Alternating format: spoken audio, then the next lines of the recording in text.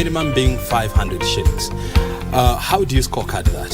No, that I'll give it a 2 out of 5. 2 out of 5. 1 out of 5. I'll still give it 5 out of 5. Every week, we bring you an honest assessment of the national and county governments. What is the impact of the Hustlers Fund? There are people who borrow, praying they don't have to pay back. For example, they pray that the owner dies.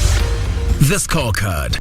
Every Tuesday at 10 p.m. on KBC Channel 1.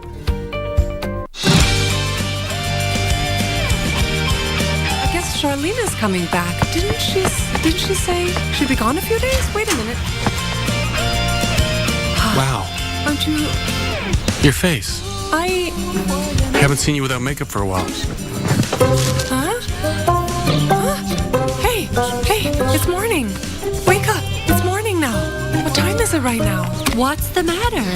Vivian, you really tricked me, you know that. Whatever has happened, dear? Only 21 days. We're counting down the days until you can come back to help us out here.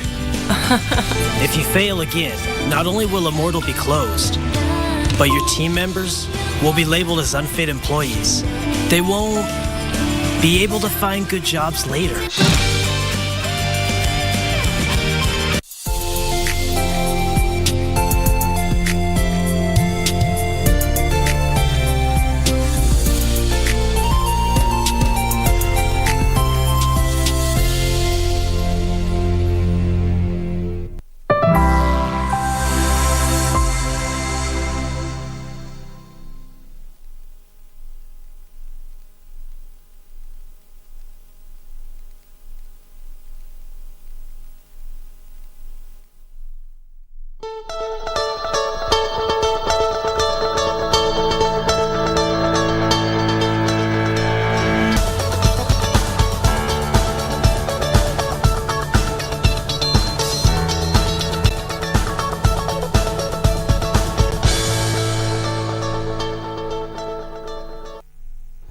It's the 24th of April 2023. Hello and welcome.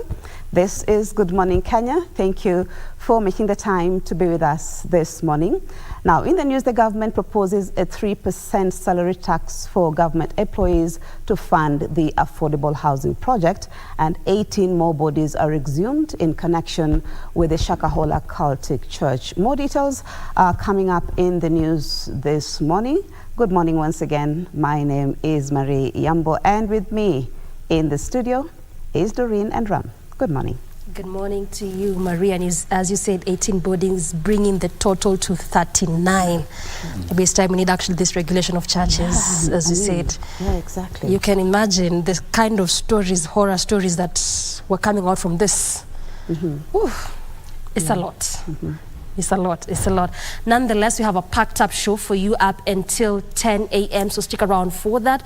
We'll look at food security and water harvesting later on the show with the Deputy Governor of Turkana County. Remember that is one of those counties that has been marked in the alert alarm phase. What does that mean, and what does this actually mean for this particular county? What interventions are being made as far as that is concerned? Also, much later, we look at online sexual harassment when it comes to children, given this time that they are at home in this 2-week breaks. What are the triggers? What basically should parents be doing to assist and help their children? And just maybe what interventions do we need even from various stakeholders as far as this matter is concerned? We'll look at that much later on the program. So stick around till then. Beautiful morning to you. Always a pleasure to have you on board. This is Good Morning Kenya. Welcome to the program. And of course, we're coming to you live from the broadcasting house here in Nairobi, Kenya. We are also streaming through all our social media platforms and our website. There's a www.kbc.co.ke. And as Marie and Doreen have said, we have a lot in store for you in our program this morning. On my end, we shall be talking about politics, Eye on Politics. Coming up in a bit, I shall be with Dr. Joseph Cherotich, Daniel Orogo, coming up in a bit. bit. Of course, the MCA of Mavoko joining us on set as we dissect matters concerning what is taking trends in the nation today. Also, we shall be taking a look at our dailies. We have the Standard, the People Daily, the Star, and the Daily Nation. What is making headlines on our papers coming up on In the Headlines. Thank you so much for tuning in. This is Good Morning Kenya. Thank you for choosing KBC. My name is Ram Aguko.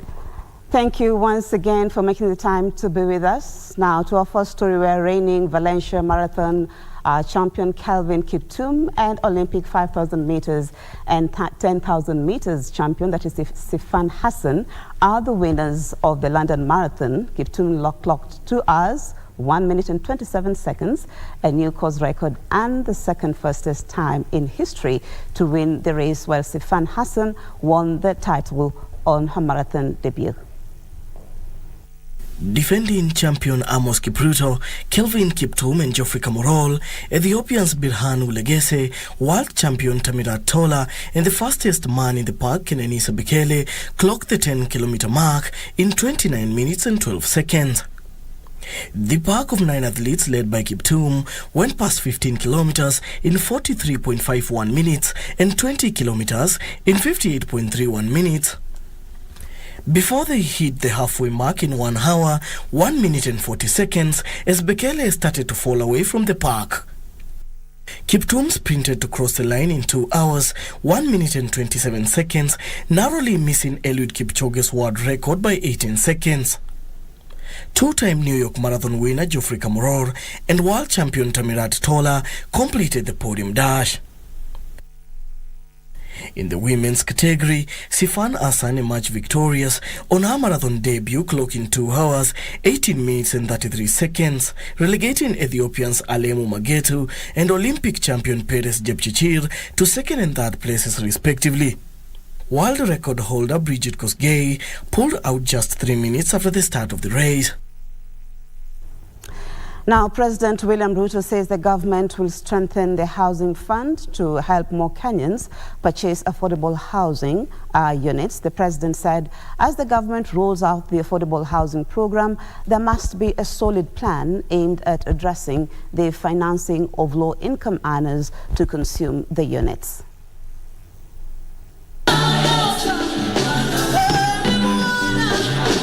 President William Ruto says Kenyans will contribute 3% of their income and kickstart the journey towards owning a house modeled around the National Social Security Fund. Every employee who contributes 3%, the law will compel their employer to also contribute 3% to the housing kitty.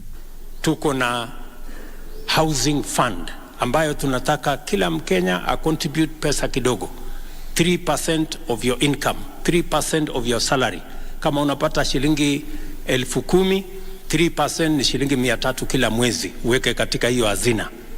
Pale mbele tutakusaidia vile utanunua nyumba. Kila mfanyikazi wa serikali ambaye atatoa sehemu ya mshahara yake 3% kwa mambo ya housing, na sisi kama serikali tutampatia 3% every month ya salary yake, so that we can create a fund that will assist the people of Kenya to acquire homes. President Ruto says the government's plan of increasing members' contribution to the National Social Security Fund has helped the country increase its savings. Mimi nimefurahi kwamba ile sheria ambayo ilikuwa inatulazimu ati tutoe kwa hazina ya NSSF shilingi 200, sasa tumebadilisha hiyo sheria, na kuanzia miezi miwili iliyopita sasa tunatoa 6% of everybody's salary, na employers wanatoa 6%. I want to tell you the good news.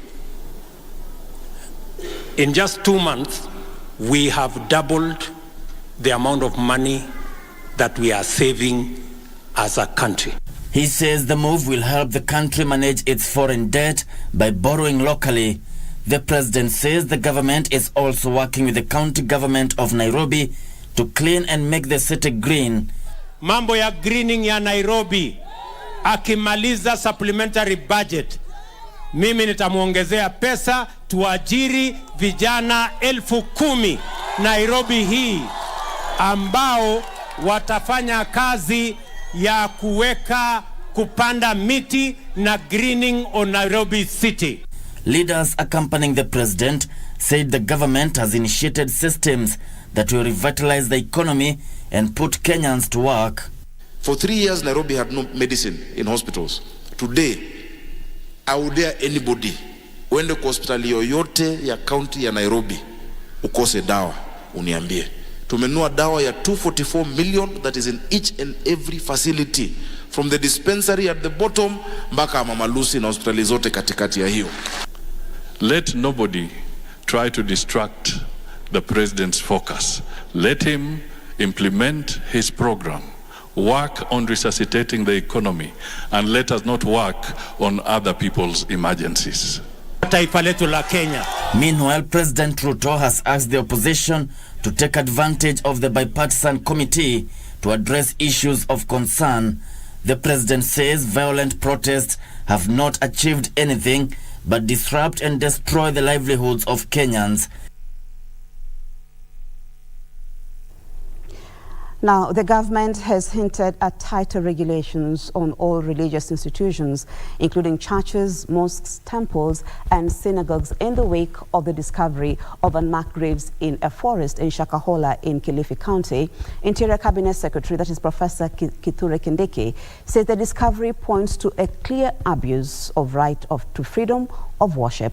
Kindiki spoke even as 18 more bodies were exhumed by the forensic team on Sunday, bringing the number of those retrieved so far to 46. Police and forensic experts are combing a section of the Shakahola forest for unmarked graves and survivors of the Good News International Church, a religious organization linked to the controversial preacher Paul Mackenzie. A majority of the bodies so far exhumed are children and women. Wengi kati yao wanatolewa ni miili ya watoto. Hii ni pigo kubwa sana kwetu kama idara ya watoto ambao tuko kipaumbele kutetea haki za watoto wetu. It is believed that there are still many more people in the forest and operations have been scaled up to extensively comb the area. Watu bado ni wengi sana, zaidi ya 200 ambao bado wako hai. So ninaomba serikali ya county na serikali ya kitaifa ya kwamba iweze kuingilia kati kwa operation ya mambo ya ndege. This operation was happening in an area spanning around 800 acres, and this is just a section of that area.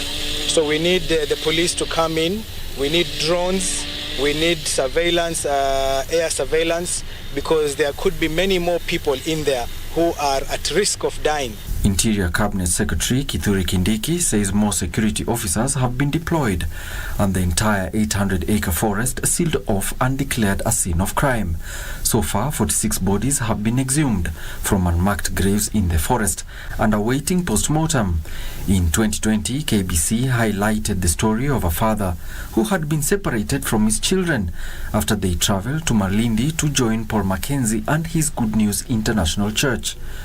The father, who was later reunited with his children, called for the investigations and prosecution of Paul Mackenzie, accusing him of brainwashing his followers with fundamental beliefs. Now, Mombasa County Governor Abdul Somad Sharif Nasser maintains he will not engage in any political activity that compromises the development agenda of the coastal region. Alluding to the Azimio la Umoja One Kenya Coalition anti-government protest, Nasser cautioned elected leaders in the county to engage in politics that promote the unity of the region and the nation.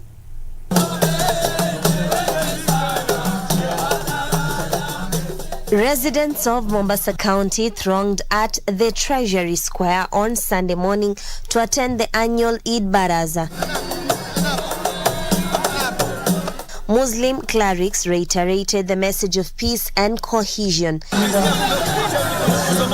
Area leaders led by Governor Abdul Samad Sharif Nasir used the occasion to address a myriad of issues affecting the county. Mheshimiwa Abdul Samad, Dongo Kundu yaja, free trade zone. Ikiwa vijana wetu hawana skills, tutapeleka kufanya kazi gani? Bila pesa hatu hawezi kufanya kazi. Kwa hivyo serikali kuu iteremshe pesa chini ili county iweze kupata pesa iweze kufanya miradi yake. We can either be a lamenting county or a county that wishes to move forward.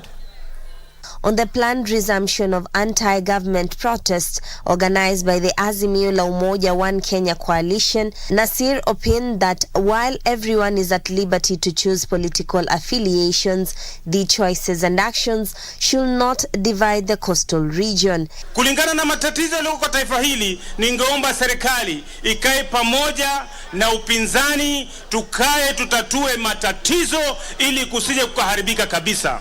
Sisi kama watu wa pwani, imefika ni wakati na sisi ni lazima tuweke kinara, tuweke kiongozi ambaye haogopi kitu.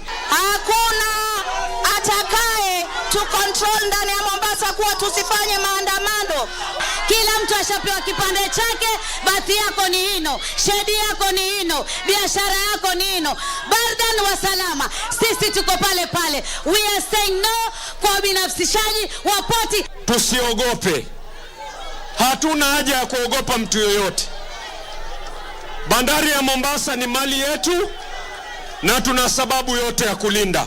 Hamukusimama niwe gavana ambaye atakuwa ni mwenye kupiga kofi mgawanyiko wa watu wa Mombasa kwa sababu ya misala ya kisiasa. Tena musifikirie eti.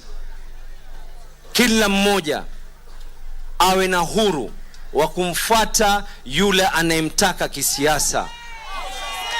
Lakini tofauti za kisiasa zisiwe ambazo zitakuja kutudidimisha. Mheshimiwa Hassan Joho.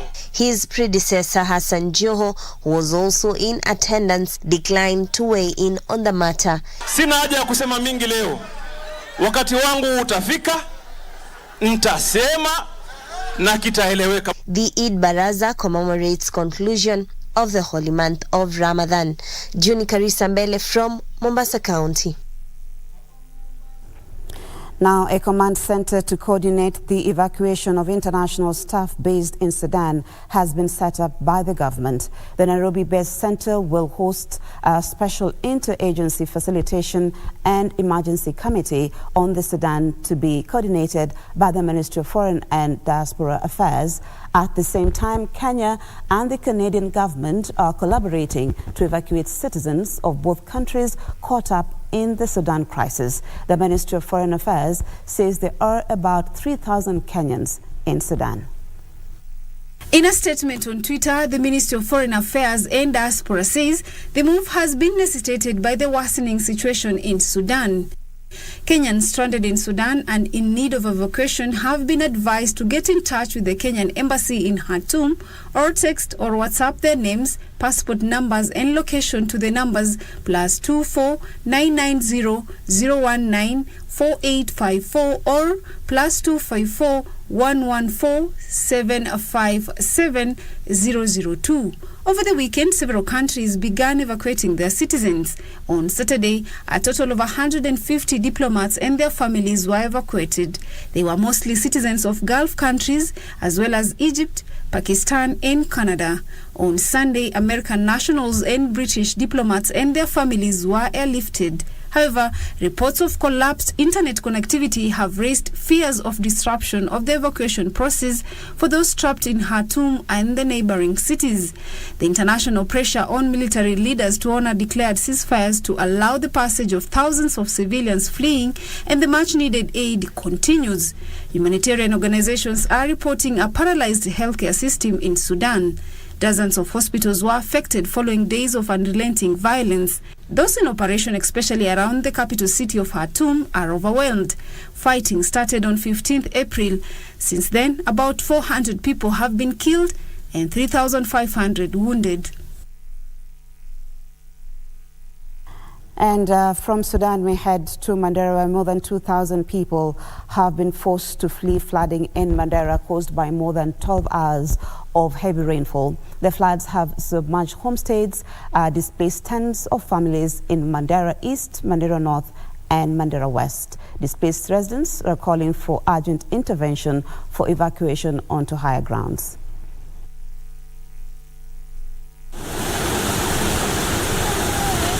In less than a year, Mandera County has experienced two environmental extremes, severe drought and now flooding. Families are in desperate need of help after their houses were flooded with water. For 12 hours, there's been a heavy downpour, leaving homes flooded and some roads rendered impassable. Njia yote ya maji imefungwa. Njia yote ya maji ambayo ilikuwa inaelekeza maji yote kwa mto imefungwa. Na kwa hivyo tunataka kwa haraka serikali ya county pamoja na ile ya national waje kwa haraka watoe hao watu wenye wamekaa kwa njia ya maji, na pia watengeneze ile njia mwafaka ya hii maji kupitia. Mandera Governor Mohammed Adan Khalif, while assessing the impact of the floods, urged area residents to exercise care while crossing flooded areas. The governor said the county government will immediately embark on the distribution of relief food to the affected families. There will be a long-term effect on this in terms of the health animals that we have, because the few who came out of the drought might again have a challenge when it comes to the vector diseases. We are on high alert. We just procured small consignment to deal with that. Kipindi hiki kutakuwa na mvua ambayo itakuwa ni nyingi na itakuwa na ya upepo. Na tumeanza kuwahamasisha wananchi ili waweze kuhamia katika nyanda za juu ili kuepusha mikasa yoyote ambayo inaweza ikawakumba. On Saturday, some 50 households in Mombasa County were affected by flash floods following a heavy downpour being witnessed across the coastal strip. Heavy traffic snarl-ups were witnessed for the better part of Saturday across major roads leading into and out of the island and its environs as the county disaster team relentlessly responded to distress calls. Residents have been asked to brace themselves for more rain by the weatherman.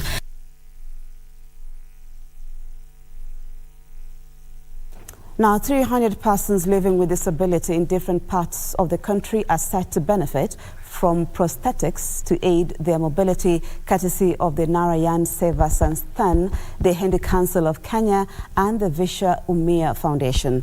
The organizations on Sunday conducted a free mega artificial limb measurement in Parklands, Nairobi, where 300 beneficiaries officially embarked on their journey towards self-reliance.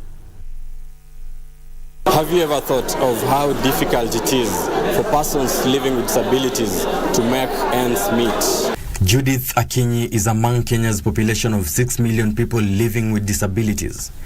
Judith had her limb amputated in 2007 after developing a bone infection. And it has made life easy because I managed to go to school, both primary, secondary school and university. And I also managed to do like everyday activities in life, which has been easier through the use of prosthesis or artificial limb. The difficulty that I normally encounter in life, maybe when it comes a time to change a prosthesis or maybe when it's broken down, they are very expensive. So changing a prosthesis has always become a challenge. Scratches, wheelchair, kuna gloves, kuna socks, hiyo yote inabidi nitafute. Sasa hiyo njia ya kutafuta sina uwezo, ndio ningeomba kama yawezekana watu waangazie watu kama sisi ili tuweze kusaidika. Just like Judith, many disabled people in the country are forced to depend on others for survival. However, orthopedics say life doesn't need to be this way because people like Judith can be assisted to gain mobility and empowered to fend for themselves. These services should be available at the community level. They should be available at the nearest hospital, a sub-county hospital, the county hospitals. They should be having the service. But unfortunately, in Kenya, these services are not accessible.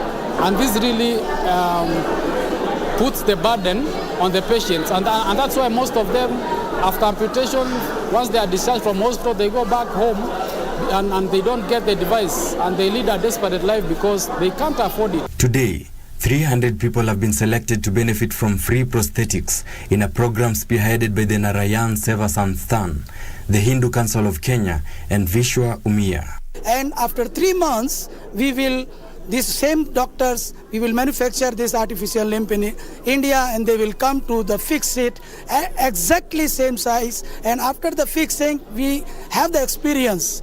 These people can be even the walk, even they can do any work, whatever they want. To find solutions for young people as well as elderly people throughout this country, and to ensure that they make a positive impact on their lives within the context of providing these solutions. We are trying to see how we can work together with the government to support these people in the long term. Not only fixing the limbs, but what's the long-term support to these people. We are looking at the broader aspect of supporting these people.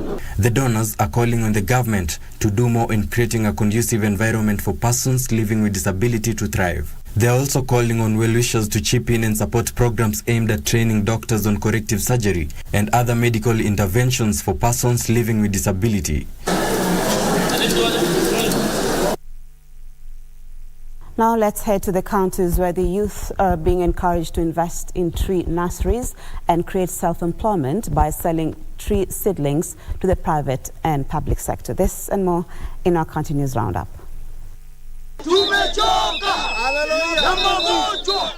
We begin in Nairobi, where residents of Myland, an extension of Nairobi's Utawala estate, wants the government to close an illegal quarry in the area.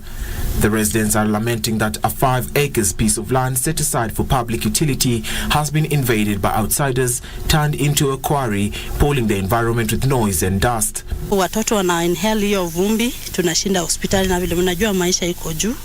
Saa hata hizo pesa za kushinda hospitali ndio hatuna. Naweza kumbuka kuna one of us aliyai kupasa away juu ya hii vumbi. Meanwhile, Planet Plus, a non-governmental organization, led environment conservationists and Machakos County residents in planting over 5,000 indigenous tree seedlings around dams. The exercise was part of activities to mark Earth Day. Ningependa mheshimiwa ajaribu kufanya mbinu tuone ni wapi kulikuwa na misitu kitambo na tujaribu revive this forest. Elsewhere, Kakamega Governor Fernandez Baraza has affirmed his administration's commitment to the development agenda of the county despite insufficient funding from the national government. And we have a right kwa kupata pesa from the national government. Na sisi kama governors tuko na mkutano kesho. We are going to make a resolution on the way forward. Kwa sababu there is no way tutapata maendeleo hapa in Kakamega County and all the 47 counties without money being disbursed on time. And residents and medical entrepreneurs of Thika East Sub-County in Kiambu County are decrying the high cost of drugs, urging the county government to support local manufacturers. Zapata ata revenue kulingana na mambo ya madawa kuliko kutoka nje na hatutakuwa na shortage. Still in Kiambu County, the Kikuyu Council of Elders in central Kenya say it will partner with the government to address the rising cases of illicit brew consumption among the youth. The elders attributed the crisis to the importation of ethanol into the country by some unscrupulous traders. Lakini hakuna familia inayotokana na msichana akiwa msichana mwingine au mwanaume akiwa mwana mwingine. Hata makanisa tunawaomba waeneshe kusema jamii moja kuuana, kuoa jinsia moja ni vibaya. Finally, a group allied to the Azimio la Umoja coalition has called for a transparent process in efforts to bring long-lasting political and economic reforms to the country. Tumeshikilia msimamo sisi kama vijana wa MDD na jeshi ya baba. Tunaambia wale ambao wanatutawala, manake hawataki kutuongoza, wanatawala, kwamba warudishe bei ya unga chini ikuje hadi shilingi 100 na hata ikawezekana iwe shilingi 70. The group urged the government to expedite the process of lowering the prices of basic commodities. Let's look at sports now, where KCB came from behind to force a 2-2 draw against FC Leopards in a closely contested Football Kenya Federation Premier League match played at the Kasarani Stadium. Peter Thiongo gave Leopards the lead in the 3rd minute before Victor Omune added the second on the stroke of halftime. The Bankers responded in the second halftime with 2 goals from Cliff Ouko and Francis Kahiro. KCB currently occupies position 4 on the log with 49 points, while FC Leopards are placed 6th with 41 points. In another match, Kakamega Homeboys registered a 2-0 win over Vihiga Bullets.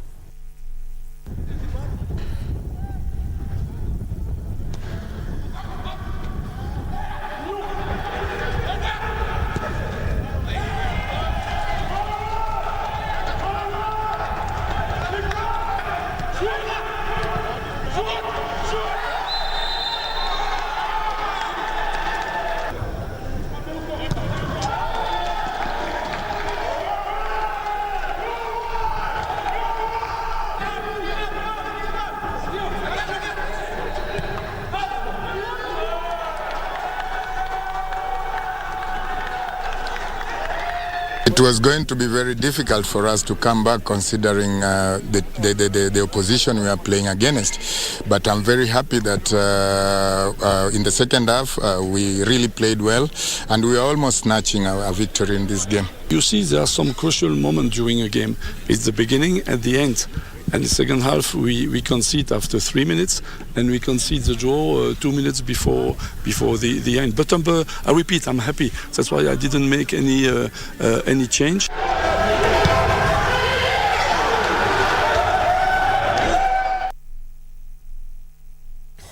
That story brings us to the end of the bulletin this morning. Thank you so much for making the time to be with us this morning. Good Morning Kenya still continues. Ramaguko will be back with Doreen Arange later on, in just a moment, that is. Eye on Politics with Ram Aguko. From me, it's goodbye for now.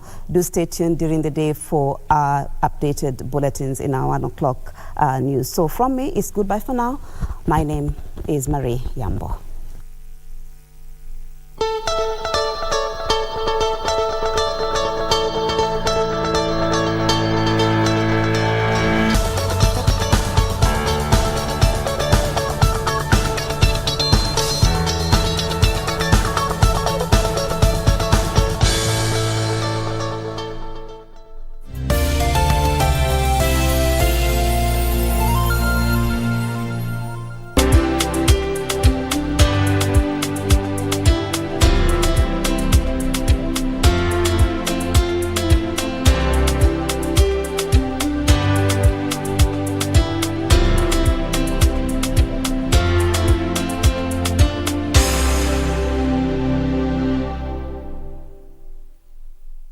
Welcome to Take on Tech. This is the show that keeps you updated on everything you need to know about technology.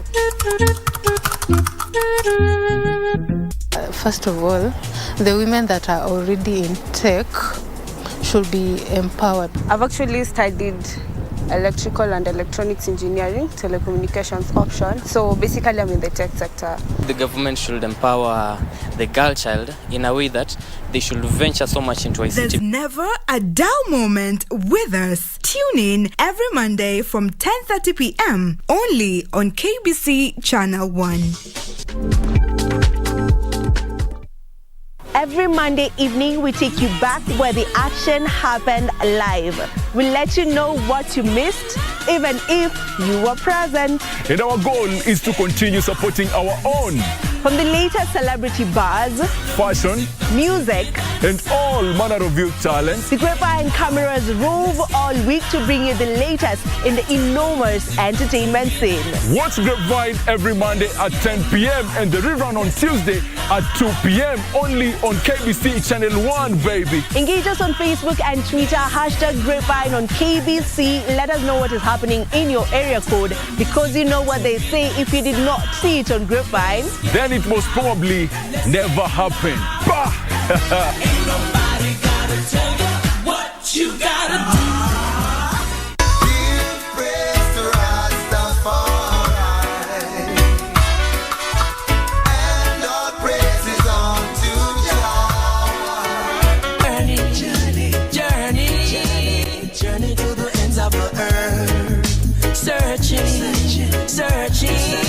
Searching for the love I deserve.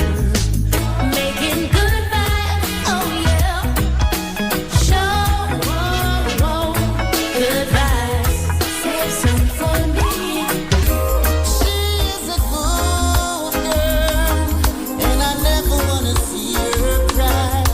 Her heart and mind and soul belongs to me. Sins of the Father I visited from home. Circle of people born and soul.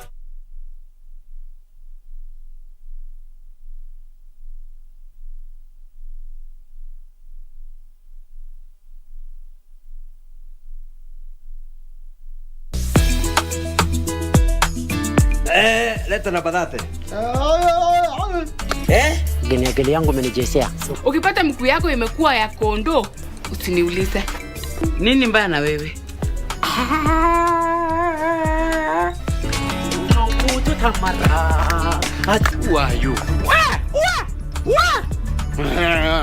Hii inaitwa tester. Na test kama mimi niko na simu ama hakuna. Kuna mwangaza huku nje. Hata ni mchoro umechau kwa sababu tiri yako mfunguka.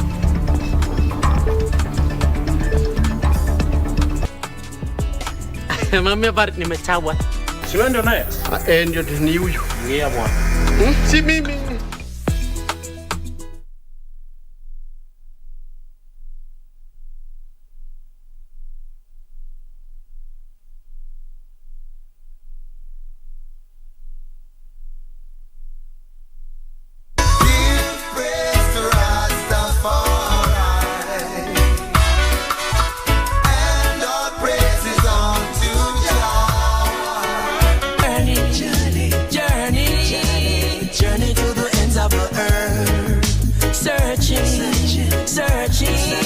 Searching for the love I deserve.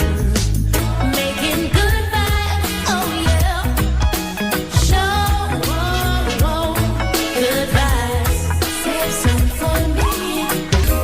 She's a good girl, and I never wanna see her cry. Her heart and mind and soul belongs to me.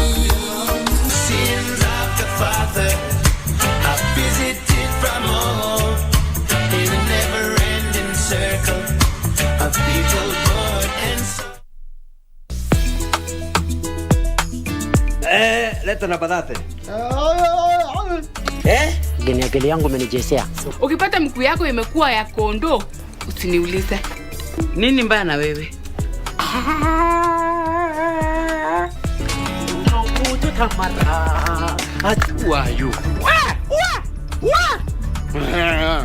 Hii inaitwa tester. Na test kama mimi niko na simu ama hakuna. Kuna mwangaza huku nje. Hata ni mchoro umechau kwa sababu tiri yako mfunguka.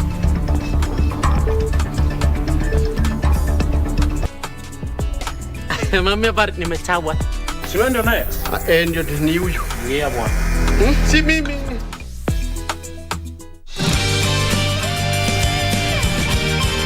I guess Charlene is coming back. Didn't she say she'd be gone a few days? Wait a minute.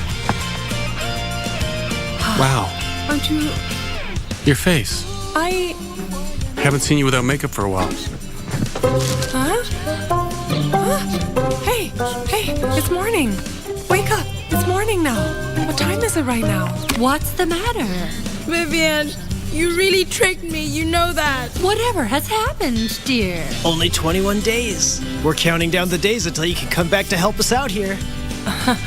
If you fail again, not only will Immortal be closed, but your team members will be labeled as unfit employees. They won't be able to find good jobs later.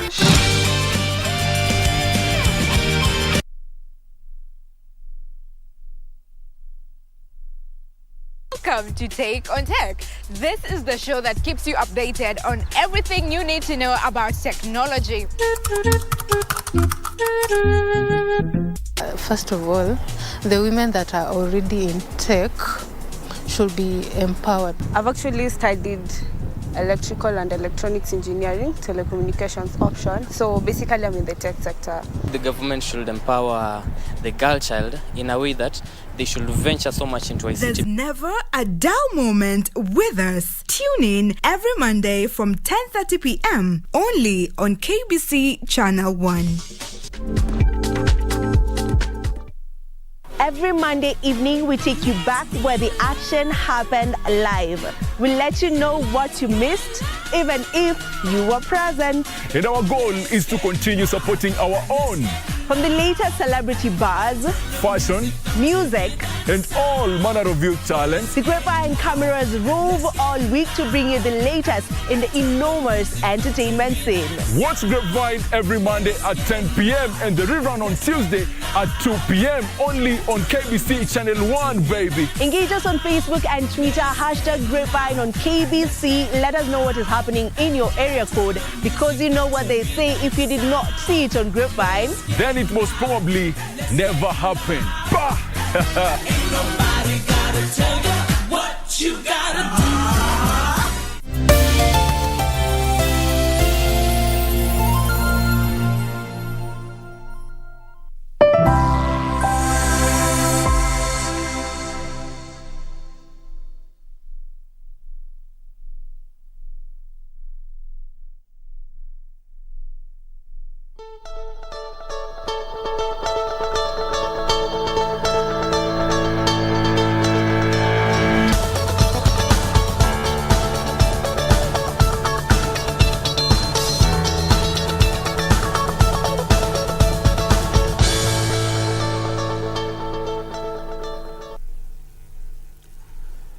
Yes, and a very good morning to you. Thank you for sticking with us. Asante sana.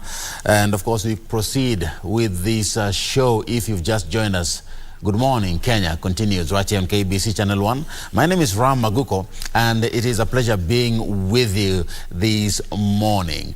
Eye on Politics starts now. Let's take a look at what is making headlines in our dailies as we dissect matters concerning what is taking trends this fine Monday morning. And of course, I have in studio joining me to my far right, Daniel Orogo, governance and political expert. Next to me is Dr. Joseph Rotich, the governance expert and economic analyst. Karibuni sana. Thank you so much. Thank you so much. Good morning. And I know it's been a while since we interacted on set. I think Ram, when you are away, a lot of things have happened in this country. I know. So feel welcome. I'm glad. Dan? Yes. Happy to see you. It's good to be back and good to see you once again. Hoping that we are able to delve into matters making headlines and matters importance in this country. And of course, as we talk about all this in the headlines, let's take a look at what is on our dailies. And first things first, on the front page of the Daily Nation, cult of death. That is on the front page of the Daily Nation. That's a splash there. A massacre as 39 bodies exhumed from mass graves. The shocking deaths by starvation of members of a suspected cult continued to be unearthed yesterday, with 18 more bodies exhumed at Shakahola village in Kilifi County, even as authorities finally acknowledged that the scale of the atrocity is a massacre. And the police now also suspect that some of the victims did not fast to death, but were actually killed before being buried. And as the search enters the fourth day today, the toll can only go up.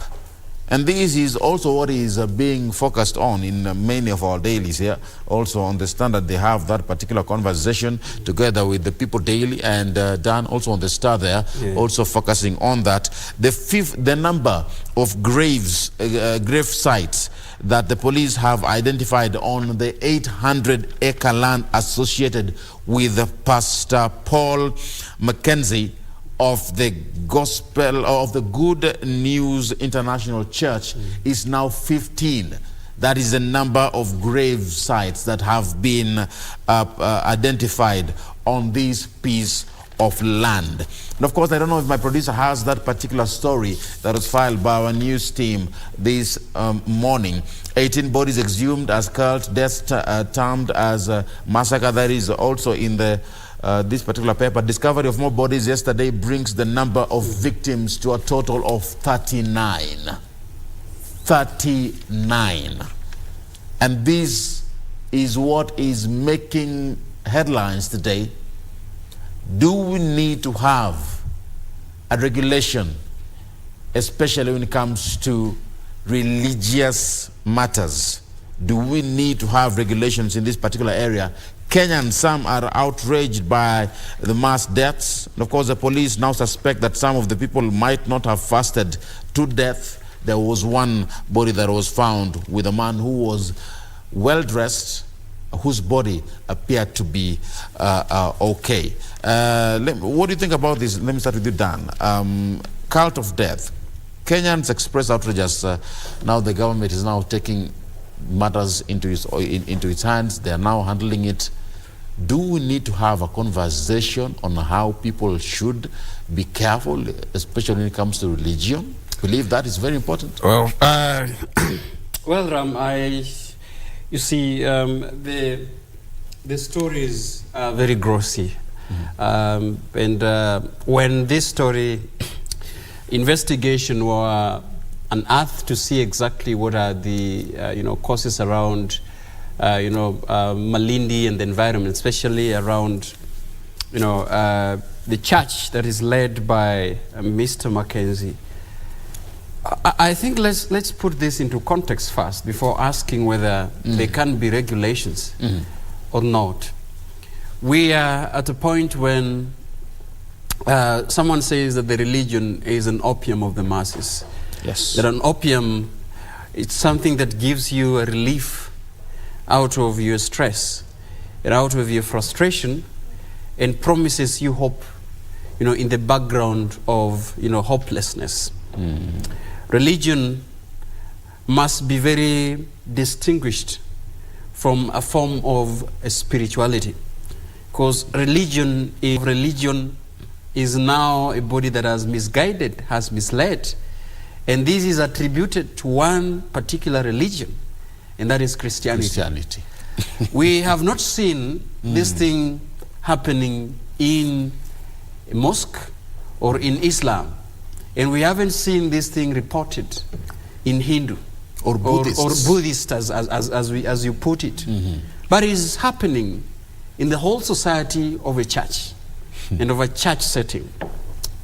And this is very unfortunate because we have seen people, and such circumstances put us at a very, very critical point, especially as believers of Christ.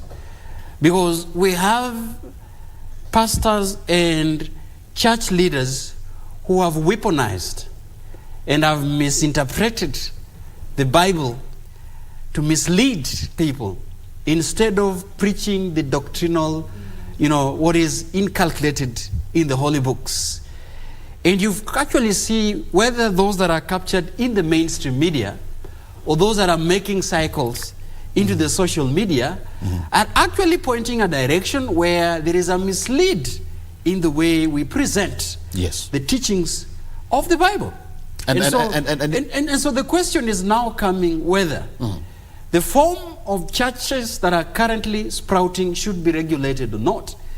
And I want to be very categorical. I would say that sometimes now, if this is the way we are going, even in the freedom of worship that is inculcated in our constitution, I think it's something that needs to be reviewed and needs to be amended. I'm looking at what you've said, Daniel. You've said about the word, and you're saying interpretation of what is being preached. Yes, it's remember what I said, it is weaponized to mean that it is taken out of context and have been taken so extreme to the point where those who are vulnerable within the masses believes nothing else as opposed to what the preachers and these guys in the pulpit is telling us. But allow me to say also one thing before Otich comes in. The silence of the political leaders from the coast, the silence of the church leaders in this country. The only church that I have seen that has made statement is Legio Maria, and I've seen that in the press that yesterday I saw. I am looking at where is all the apostolic leaders who have been very vocal on matters of politics. Where is the conference of the Catholic bishops to condemn this thing as an outright immorality, as outright something that must be condemned and must be taken seriously, even as the government fast-track this issue to bring justice to those who are affected? Very pertinent question. Dr. Otich, what do you think about that? My people suffer for lack of knowledge, says the word. Are we seeing that case happening? People suffering for lack of knowledge. Is it misinterpretation? Is it manipulation? Or are we just so gullible? Is it because Kenyans are suffering so much that they need anything? A drowning man clutches at a straw. I think, before I go to that direction, there is something that is... let us consider the whole matter, as a big shame to the country. It is a shame because we have never had genocides. We have never had civil wars in this country. Yet when you discover mass graves where people were buried unnoticed, where were the security agents when all these things were taking place? Burying one person, two people, two, three, until over 50 people, my friend, in a civilized nation like this country, without any notice. We have a sub-chief, we have a chief, we have the surrounding security people. I mean, how did it happen? I'm still asking myself, my brother Ram, how did it happen in the first place? Remember, they were starving themselves to death. It's not about starving. When the burial is done, there is what we call the burial permit. There are permits that are issued before any burial, any person is buried. Wow. So, who issued the burial permit for all these people? Orogo. My brother Orogo. So, even before we talk about managing the registration of churches, or managing the administration of churches, or doing all sorts of things, but the people's welfare, the people's properties, the people's lives must be safeguarded by the nation. Wow. And I'm looking at the political leaders that are there. What do you think about the religious leaders, rather? Their stake in this? And let me tell you, there has been a lot of competition among the churches in this country. The registration of churches in this country is done almost on a daily basis. And this is something, of course, that the government's responsibility is to check into the kind of churches that are registered. Because I don't call this one a church, I call this one a cult. I've never come across a church that murders, a church that kills. But look at it, it's called Good News International Church. Good News International Church. But I can tell you, Ram, this is a cult. It is not a church. A church cannot kill. A church cannot kill. And going by this way, Ram, I think the government should in future relook into the operations of these churches in their respective places, so that we can nip this thing in the bud before it happens. Again, regulation. When you talk about regulation, Ram, regulation may mean more than what you are referring to. Regulate how the registration of churches. When the word regulation means that you have to deny others, you have to, or rather manage the process of the administration. The churches must be free in the first place. They must do, but the security agents must always learn or try to know what these churches are doing. There was this mushrooming, the charges that are turned actually political in the coast that ended up killing so many people. So in this case of Kilifi, my brother Ram, it is something that should not happen in the 21st century. Dan, your thoughts on the same, and on this particular angle, my interest is drawn to the fact that something like this can happen in the 21st century. Now, there are so many beliefs when it comes to religion. And when I look at social media, some Kenyans are saying that we've been brainwashed, sometimes even sweep or wash the streets for some religious leaders. At other times, we have cases where people starve themselves because of religious leaders. While in other cases, we've seen families break and they say, you know what, I am traveling because some religious leader is coming. They leave their families to go to some far distance because of religious leaders. My conversation this morning, if Kenyans are able to get content from religious leaders and act in such a manner to the point that they believe. I'm looking at this particular story here, and let me read a comment or something that was written on the Daily Nation. They found, they looked into the premise of where the followers of Mackenzie were, and they found some written words, inscriptions on some of the tables and chairs. And in one of them was written, maisha ya jangwani na yaweza, mambo yote katika Yesu anitiaye nguvu. Meaning, I am ready for life in the jungle. I leave all to Jesus Christ who gives me strength. Kenyans can do anything because of religion, this particular area. It's not. How can we? Yeah. And you'll tell me if I'm wrong. Yeah. How can we ensure that there is safety in our churches, that there is soberness in our churches, and that we know the churches that are teaching the true word? As you've said, we do not see these things happening in other religions. Yeah, and by the fact that the Constitution really enshrined and made Kenya, not only religious but a multi-religious society. Yeah. That in itself, and also went ahead and affirmed that there is freedom of worship. Clearly in the Constitution, and that gives a right that all the state actors and non-state actors, recognize that Kenya as a republic and Kenya, as a democracy, there is a freedom of worship. The problem, like I've said, is when religion goes to bed with politics, and when these two institutions merge, Ram, you understand, all the way from French Revolution, and you could have seen if you read through history, when the French oligarchs decided to use religion, to weaponize the masses. And until revolution occurred, when now the Constitution, by then French in 1880s, decided to separate the church from politics. And that is how there was a little bit of calm.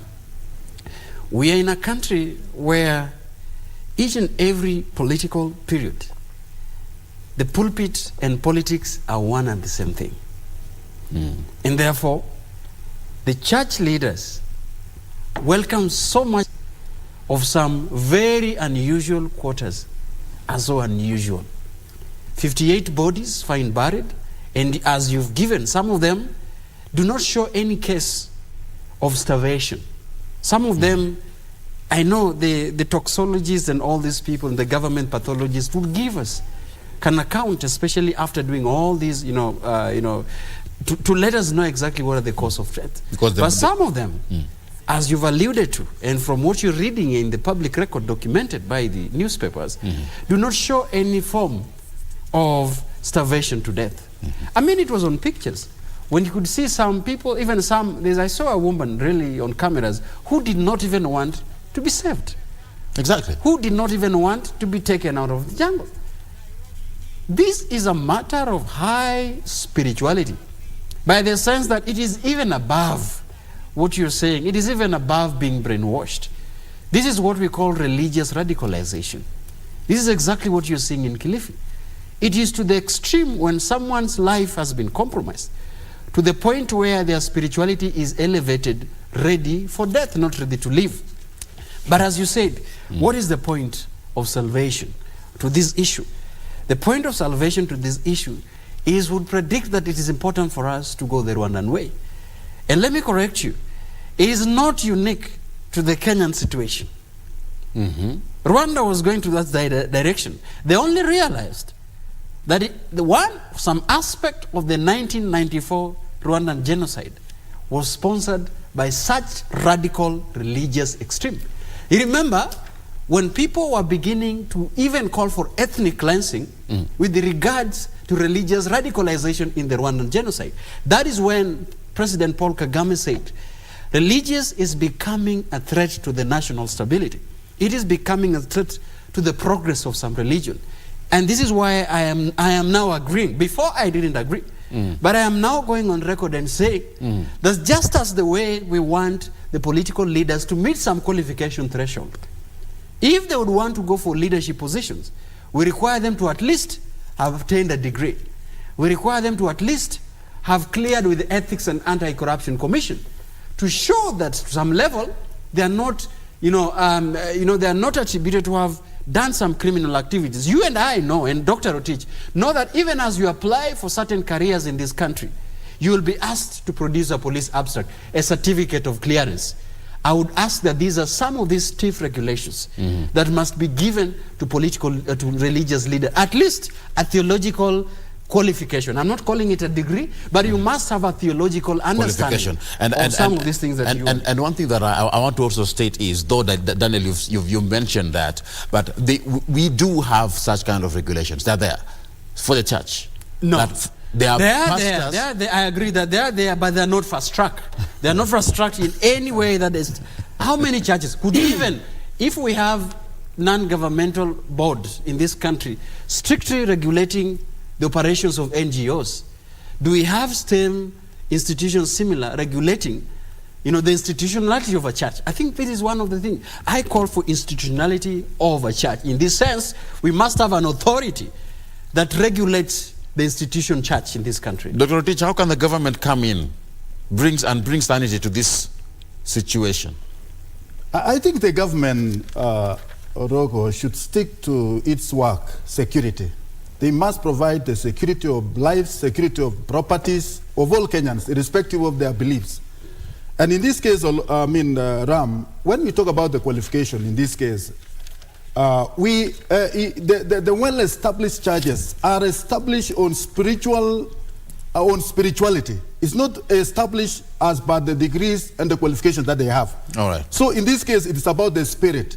So we, at the moment, Ram, we have what we call professional pastors. And we still have also the spiritual pastors. And I want to tell you also that the churches have been infiltrated by the cultism. So in this case, that is the role of the government now to know which one is which. Is it a cult or a church? How do the government know that? That's what I'm asking. No, let me tell you, yes. any act, and let me tell you, when you talk about the government and the security, or my brother, there are Christians also who are in this government. They are not, when you talk about the government, these are not in isolation. The government is not in isolation with the churches. They are also the churches by themselves. So in this case, getting to know which church is a church, a true church. It is very easy, Ram. Yes. So if say there is a church that kills, yes. There is a church that preaches murdering, like the one that we were witnessing in Kilifi, is that a church? That is not.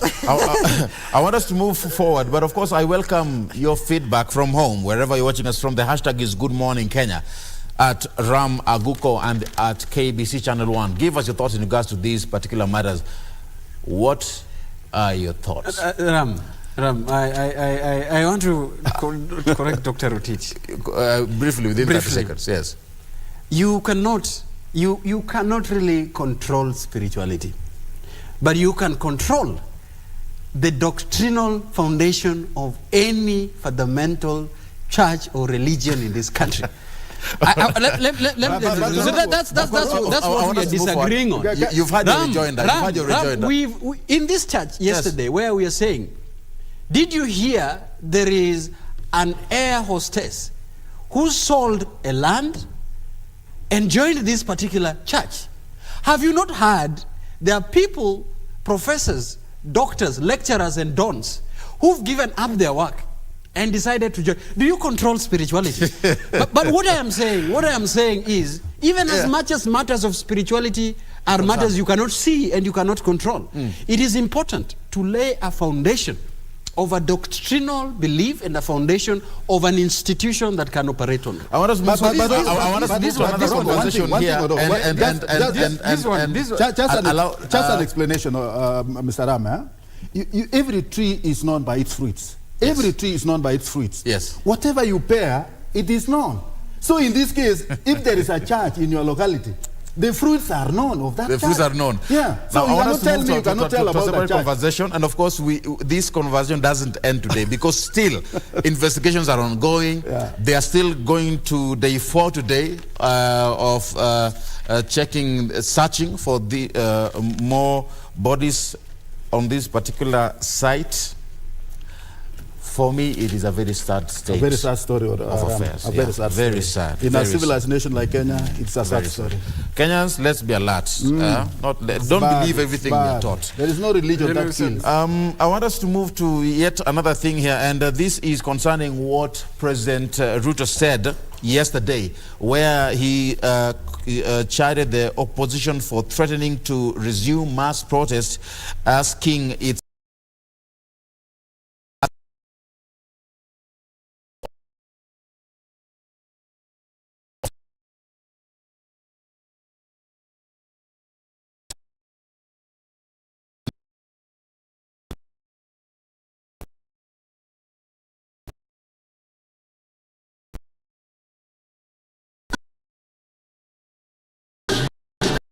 President William Ruto says Kenyans will contribute 3% of their income and kickstart the journey towards owning a house modeled around the National Social Security Fund.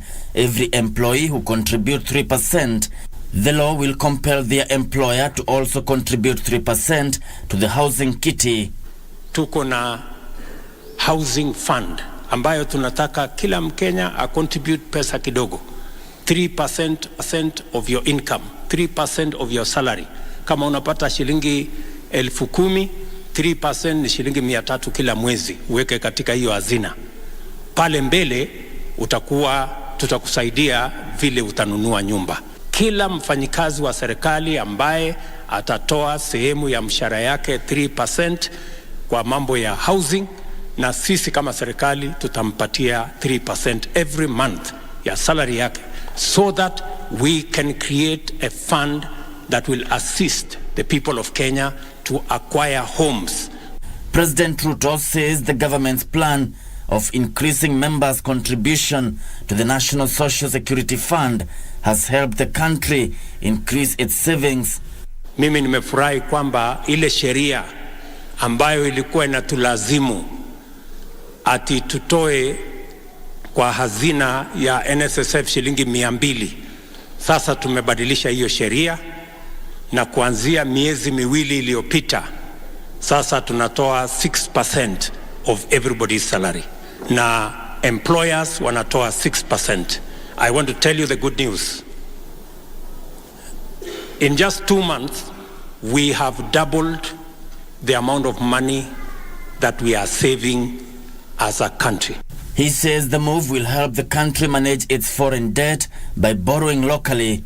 The president says the government is also working with the county government of Nairobi to clean and make the city green.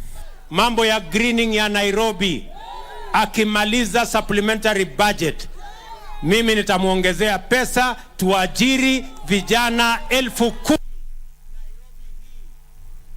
Yes, and that is what I want you to air in your thoughts in regards to that. The president is working on making the country move forward.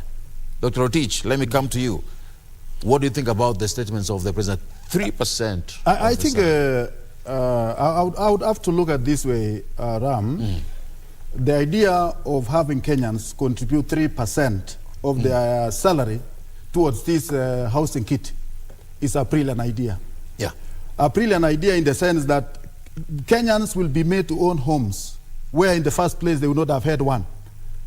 And if the promise that the government will in future help these individuals who are contributing the 3% towards that kitty will be assisted to own homes in this country, I think it is a very brilliant idea. And in so many cases, Ram, I know we've been contributing. I've also had, I'm a member of a housing circle in my employer's circle. And that has really worked well. And if this is something that is initiated by the government, that will ensure every civil servant in future to own a home, I think it's a brilliant idea. I don't see any problem. And it can work. The only thing that I would have wished the government to look into is to agree with the civil servants. You see, you are entering into one man's house, and you want to deduct my salary. So you must have a way of negotiating with me. You have to tell me, yes, Rotich, this is the plan that we have for you. And this plan can only be actualized if only you contribute this. Then I will say yes or no. I think that's something that, because Kenya is a participatory country. Whenever we decide of anything, we must also, we must agree to disagree or agree to disagree. So in this case, I think that is the only thing that I would have wished the government should really ask the people, that this is the plan that we have for you. And that if you are willing, you can also come up with this amount. That would have gone a long way. And of course, if you cannot give directives that this is what is going to happen, I may not need a house, and then what will happen? So in this case, it is a brilliant idea, but we must look into it in a more deeper way. And then on the issue of, you were talking about the mass demonstration. I think, Mr. Ram, while you were away, we have done a lot of demonstration in this country, and some have bared fruit, some have not bared. The fruits that it paired is that the government actually opened doors for negotiation. Bipartisan. Yeah, for this bipartisan. I think that's the fruits that, but so far, while we look the whole thing to be very near, but it is still very far, because you saw His Excellency expressing that he would wish to be given time to develop this country, to fast track and meet the challenges that Kenyans are facing. And I think also is very passionate in seeing that the Kenyans' lives are actually improved. And that is basically what is there, Orogo. But I want also to tell you, Mr. Ram, very soon, in less than 6 months, 7 months, we shall not be talking about prices in this country, of soaring prices of food grains, because I come from Trans-Nzoia, whereby it is very promising that in 6 months' time we shall be having plenty of maize. In fact, very soon we shall encourage the government not to import any maize grain from any other country, because we believe we shall supply enough. Our biggest worry now in Trans-Nzoia is that we may not really get up this price. We would wish that the price should remain high, because we want that price to be paid to Kenyans who are actually struggling and toiling in their respective areas. So I'm not asking that we will have the prices high, but what I'm also asking the government is that when they reduce the cost of fertilizers to 3,500, they should have also commensurate the same by reducing the fuel cost, because what was saved here was eaten by the fuel. And that is something, Orogo, that maybe you maybe look into and encourage our great nation that we have to look at the prices of fuel, and that is the most modern thing. It's like this social media clip where someone digs a hole and then there's another that is returning sand to the same hole as another. The other return sand. And basically what you saw, Mr. Orogo, and you see when the government talked loud about reducing the prices of the farm inputs, we are talking about the seeds were not reduced, of course, but I have heard somewhere Kenya Seed is promising that come next year, they will also follow the suit of reducing the cost of seeds. But with the fertilizers, they have already reduced to 3,500. But of course, my big request to the nation, Orogo, and is that if this thing is not done to the fuel, if the cost of fuel will still remain soaring high, I think it will not be very fruitful, because whatever we save here, it will be eaten on the other side. And that is basically what we are facing as a country. Orogo, let me come to you in regards to that particular matter. You can chip in. Do you believe that this will work and it will help save our country, especially considering that the fact that the president is asking for time to work. Your thoughts? What time to work? This is what I keep on asking. What time? What time? To do what and how? Because hold that thought. What time and how? I want us to take a short break, and then we will. What time? We will be back. But I'll answer. No. It's you answer. You already spoken. No, I'll answer. And disrupted. No, you asked me a question, my brother. You asked me how. I want us to take a short break, and then we'll be back with more right here on Good Morning Kenya. Let's take that break. We'll be back in a bit. Keep it on politics. Do not go too far.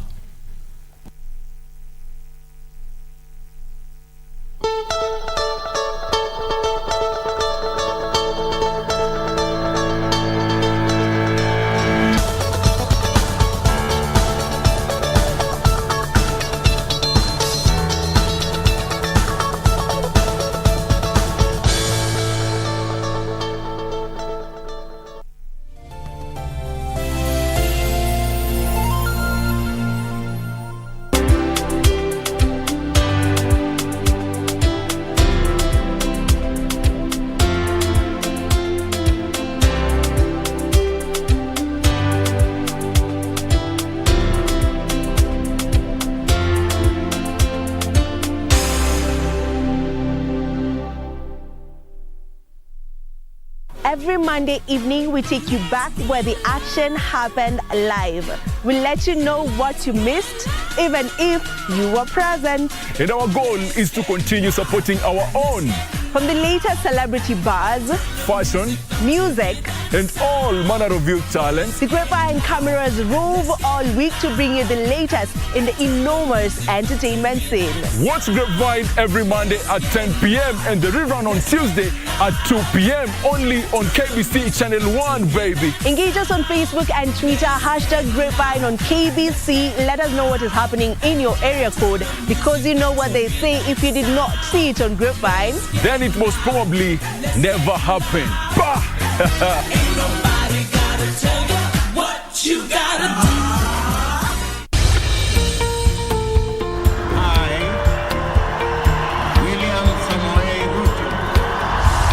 After the dust settled on rigorous campaigns, Kenyans are waiting for elected leaders to deliver on their pledges. Have you used the hustler fund? When your children sleep hungry, when you can borrow 500 or 1,000 shillings and they have some food on the table. So the 500 you're giving me now is my purchasing power has literally been diminished comparing to probably even January or December. But how have the leaders performed so far? In terms of the amount of money that is being disbursed, the minimum being 500 shillings, how do you scorecard that? No, that I'll give it a 2 out of 5. 2 out of 5. 1 out of 5. I'll still give it 5 out of 5. Every week, we bring you an honest assessment of the national and county governments. What is the impact of the Hustlers Fund? There are people who borrow praying they don't have to pay back. For example, they pray that the owner dies. The Scorecard. Every Tuesday at 10 p.m. on KBC Channel 1.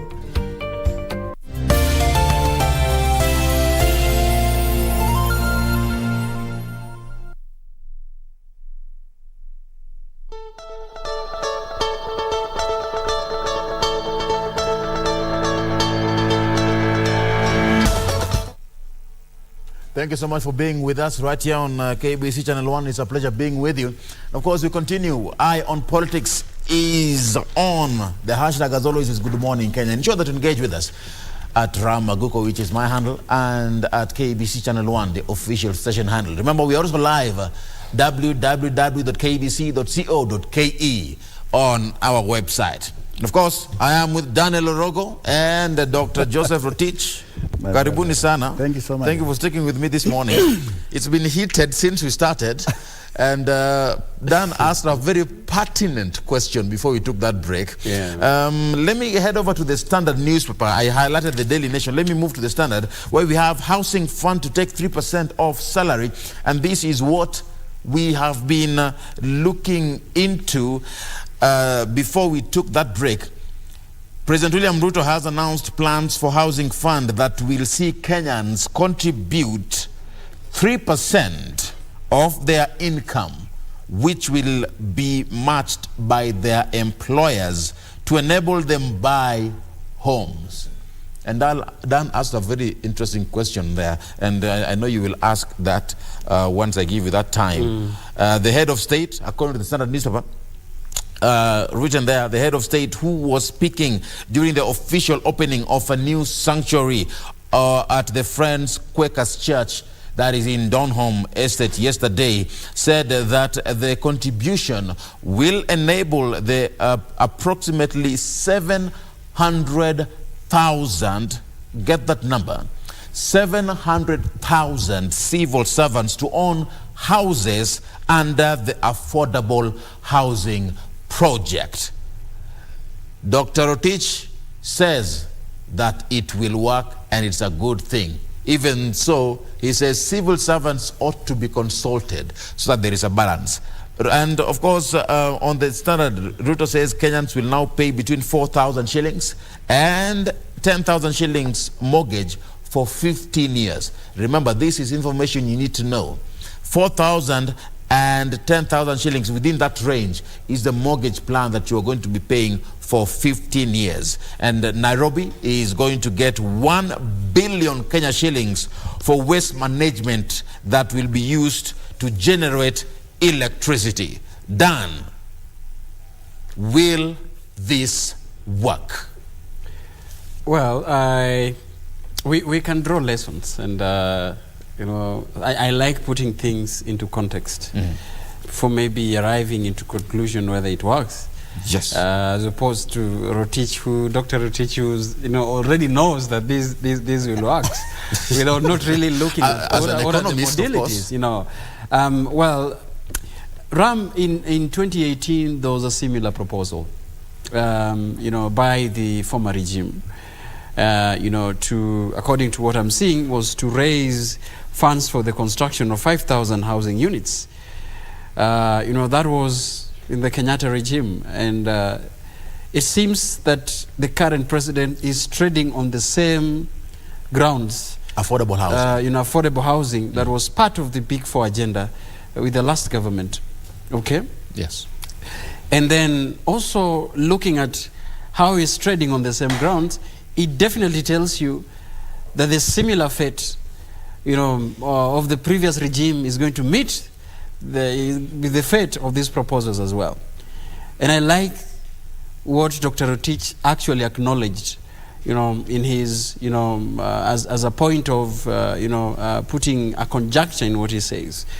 He says that this must not be a government declaration, you know, to push it on the throat of Kenyans and civil servants, you know, to be deducted a compulsory 3%, you know, to be sent to NSSF or any other saving kit. How else can affordable housing be achieved if not through this? And this is what I say, that again, we are met by the requirements of the Kenyan law that really guides on how such initiative should be taken.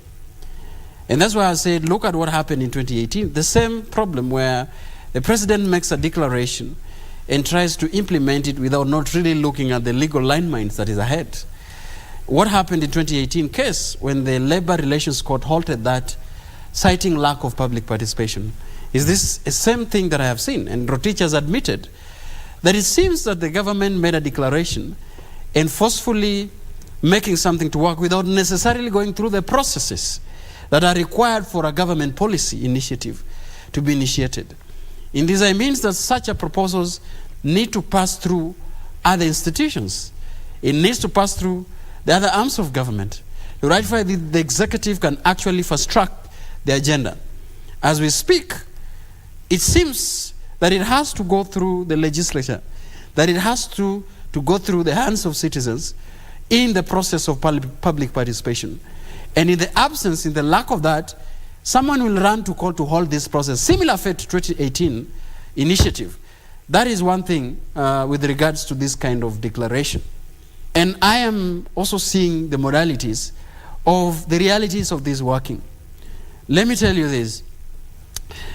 In Kibera, where there has been a pioneer initiatives, I mean, the president has gone there like 3 times, you know, to pilot this particular program. I want to tell you that this was a mortgage. This is going to be a mortgage. This is going to be a compulsory deduction. This is going to be a loan on Kenyans. And who are they saying is targeting to deal with?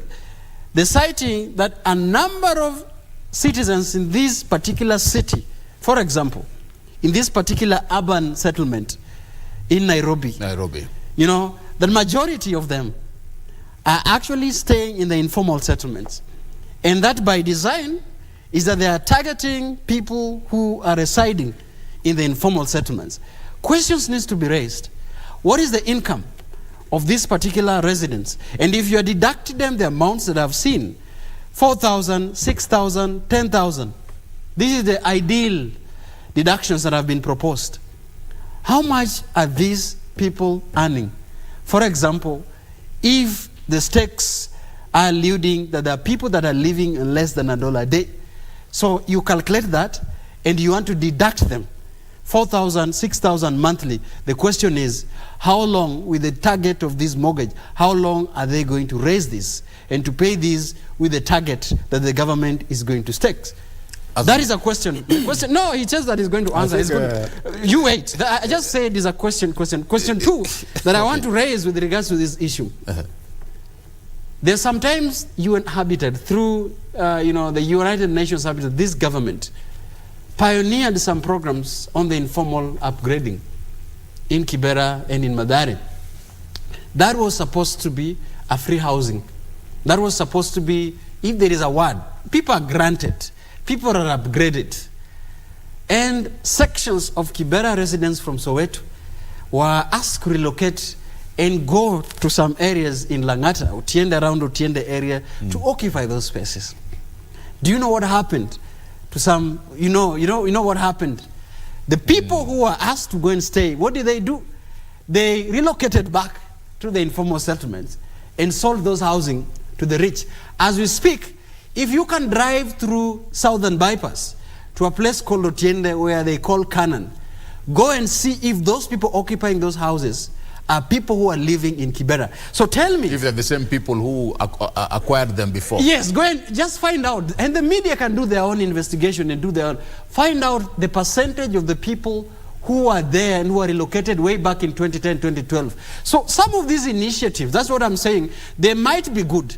But the realities, the context at which they are pioneered might not really be good that the government needs to look at. Dr. Teach, you've heard the questions and the concerns that Dan has raised. I think Mr. Rogo is very much aware that in 2018, when the handshake actually came in, I'm telling you. No issue about this. Affordable housing, affordable health. I mean, that is basically what happened already. Yes. I mean, I want to tell you the truth. You should learn some of these things. Which is okay. When there was a change of handshakes, there was also an influence that came by after the whole thing was done. You see, we don't deny those things. They are actually there and they are facts. So, according to what my brother asked Mr. Ram about the president asking for time to fast track to give Kenyans what he pledged to Kenyans. It is because of this kind of demonstration that we have been hearing, high demands. You see, so honestly, I'm asking you a question. Honestly. So what the president needs actually is for any investment, for any having investment or logo, we need a viable and amicable atmosphere in this country. We need a peaceful environment. Investors cannot invest in a place where there is some chaos. I mean, you have seen we have lost millions through demonstrations. People are closing their businesses. Who compensate them by the end of the day? And speaking of that, Fadhili, get me that particular clip here. You're talking about the benefits that we can acquire if we remain peaceful. I'm looking at Nairobi County, for example. Nairobi Governor Johnson Sakaja revealed that the county has managed to increase revenue collection by, get this, 673 million Kenya shillings. And this is in the last 3 months due to support of the president, and they have managed to pay salaries on time. Take a look at this.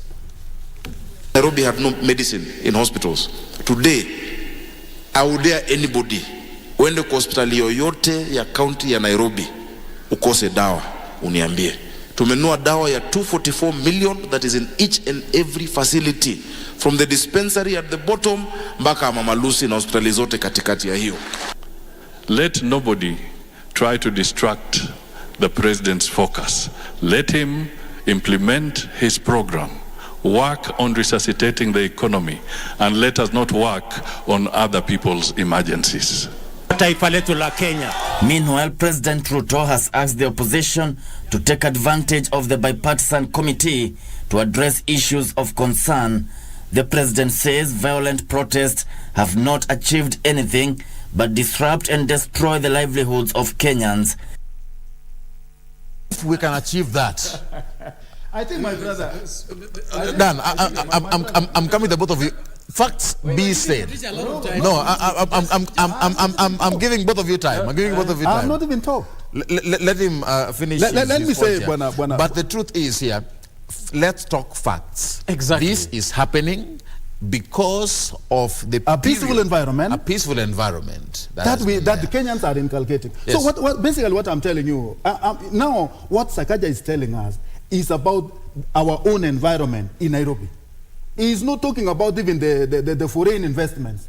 They should leave peace that we had the other day after stopping the throwing of stones.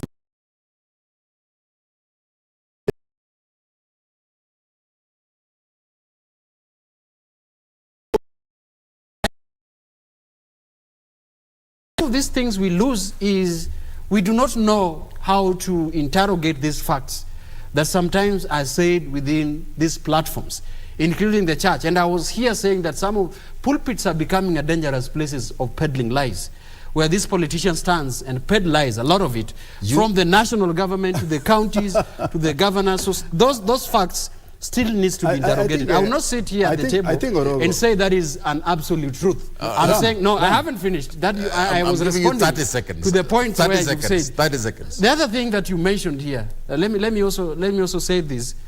We can't keep our heads on the sand and say, because of this peaceful, because of stone throwing, this country now generates a lot of revenue.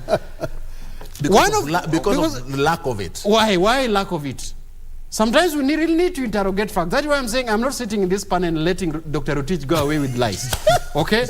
First of all, let us know that for us to have become into this situation where people are now throwing stones, like he said, and by the way, who tells you that is, Azimio demonstrators throwing those stones? I have not said that. Can't we have people who, for example, are Kenya Kwanza, who are disenchanted by the state of promises after failed promises and are now joined on this? Now, so let me say, the lack of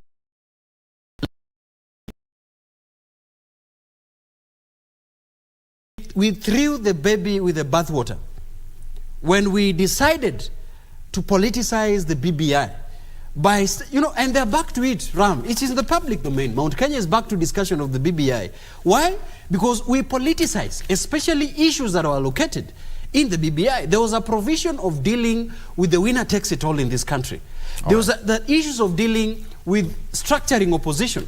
Had we listened to some of these provisions where they were proposed, could have cured us of this mess. All right. So whether we like it or not, and I'm not saying demonstration and destroying people's property, I can't sit on the panel and justify that. Now, I am saying that the country, people must demonstrate their dissatisfaction to the level where it is peaceful, where it is accountable, and no one can stay and say that this is unacceptable, because this fact is inculcated in the Constitution of the Republic of Kenya. Ladies and gentlemen, that is what brings us to the end of this conversation today. Thank you so much, Dan. I know. Dr. Rotich, we have to end the show there. It will not be very fair. We have to end the show there. But anyway, let me thank... we would want to come and discuss the issues of demonstration. Let me thank you, Ram. And the issues of constitution, even if time do not allow us. Let me thank you, Ram. My director has given you time, a minute to have your... We are so grateful, Ram, that we are giving our opinion that can also be analyzed by the nation. Yes. Our facts, Orogo, is not law. It's not a law. It is something that is subject to discussion by Kenyans. And what we are basically saying, this country needs peace if it has to continue. True. Where your right ends, Mr. Orogo, my rights begins. True. True. You cannot step on my business and expect me that I've taken care of your right when you are stepping on my right. So it is a high time, Kenyan stands on a high moral ground that we respect every citizen of this country. We respect not only the people, but also their properties, so that we can be able to be a respected nation. So in this case, what we are calling for, let us have a peaceful, coherent demonstration. That is what we are basically saying. All right. Why is not Let's wrap it up there. He has acknowledged that we need a peaceful demonstration, as opposed to his earlier stance when we were saying the right to peaceful demonstration is one thing that he has acknowledged, and I agree with Thank you, Rogo. Thank you, Dr. Rotich. I agree with it. Yeah, and of course that is what brings us to the end of Eye on Politics. We are taking a look at the dailies, what is in the headlines, and news that are trending this fine Monday morning. My name is Ram Magugo. Thank you so much for being with us. We are taking a short break, but we will be back with more right here on Good Morning Kenya. Doreen Arange is coming up next with Family Check. Thank you. Keep it KBC.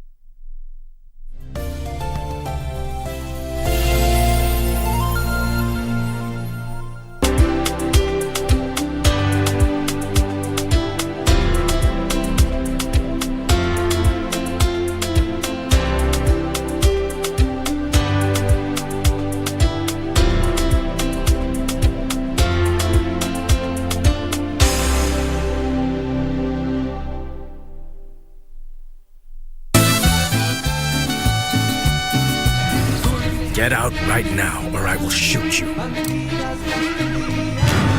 This marriage won't take place. You two are not gonna get married.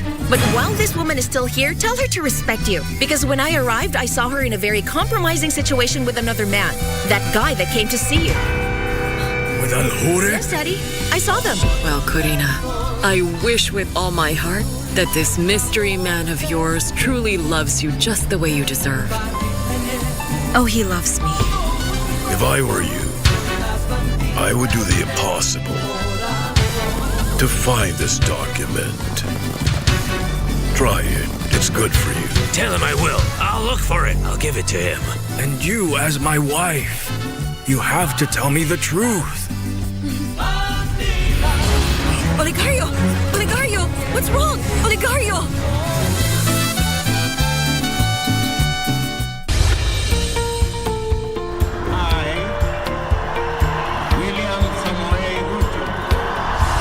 After the dust settled on rigorous campaigns, Kenyans are waiting for elected leaders to deliver on their pledges.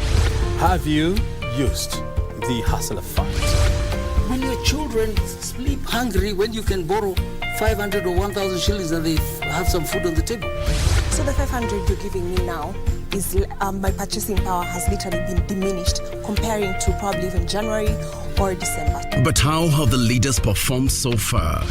In terms of the amount of money that is being disbursed, the minimum being 500 shillings, how do you scorecard that? No, that I'll give it a 2 out of 5. 2 out of 5. 1 out of 5. I'll still give it 5 out of 5. Every week, we bring you an honest assessment of the national and county governments. What is the impact of the Hustlers Fund? There are people who borrow praying they don't have to pay back. For example, they pray that the owner dies. The Scorecard. Every Tuesday at 10 p.m. on KBC Channel 1. Leta na badate. Akili yangu imenijesea. Ukipata mkuu yako imekuwa ya kondoo, usiniulize. Nini mbaya na wewe?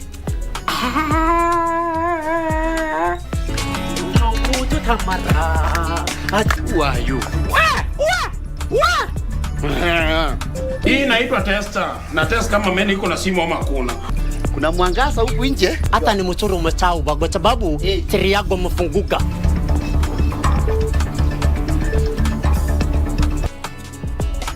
Mami habari nimechawa. Si wewe ndio naye? Ndio ni huyu. Ngia bwana. Si mimi.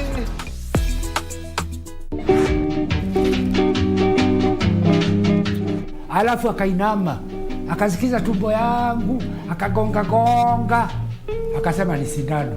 You said that I inject that indopicins. Yes, indopicins, ndio? Epidural. Epidural. Wewe wacha mchezo pana. Mimi na matawa naingililia wapi na mimi mwenyewe ni cleaner. Sasa uamsho uende wapi? Unaamshwa uende wapi? Unaona na yeye. Kutunga hiyo pande nyingine uandike kabisa. Yes, analetea ujinga kwa nini? Sasa wewe mwenyewe una conclude you are lying, okay? No, I'm just Yes, you have agreed that you are lying. So what? Allah. No.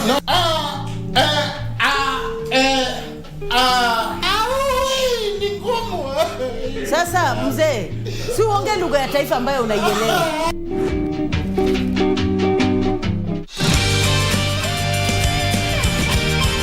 I guess Charlene is coming back. Didn't she say she'd be gone a few days? Wait a minute. Wow. Aren't you... Your face. I... Haven't seen you without makeup for a while. Huh? Hey, it's morning. Wake up. It's morning now. What time is it right now? What's the matter? Vivian, you really tricked me. You know that. Whatever has happened, dear. Only 21 days. We're counting down the days until you can come back to help us out here.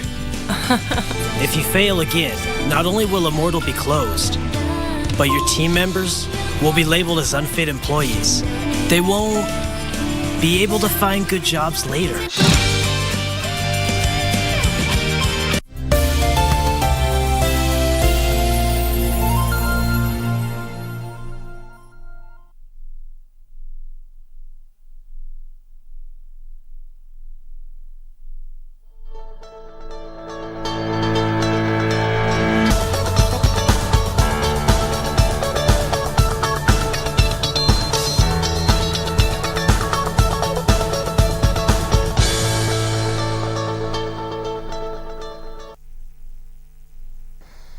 Now, with the recent data released by NDMA, this is just actually the beginning of this month of April, it did indicate that we still have 23 counties still reeling with ravaging effects of drought, looking at 8 in the alarm phase, 11 in the alert, 2 in the emergency drought phase, and 2 in the normal drought phase. Looking at these figures is what informs our discussion in the next 40 minutes, just looking at where we are as a country as far as drought is concerned, centering our focus on Turkana County, looking at food security and water harvesting. For the same, I have created FaceTime with Dr. John Erus, who is the Deputy Governor of Turkana County. Daktari, welcome to the program. Thank you, Doreen. I just want us to brush this discussion from those figures, looking at what the National Drought Disaster Management released in the beginning of this month of April, looking at all these counties, 8 in alarm, 11 alert, and 2 in the normal drought phase, 2 in emergency drought phase. And actually, we begin from there because your county, as well as Marsabit, have been categorized in the EDP, emergency drought phase. So begin by just telling us what this basically means and how dire is the situation in Turkana. Well, thank you, Doreen.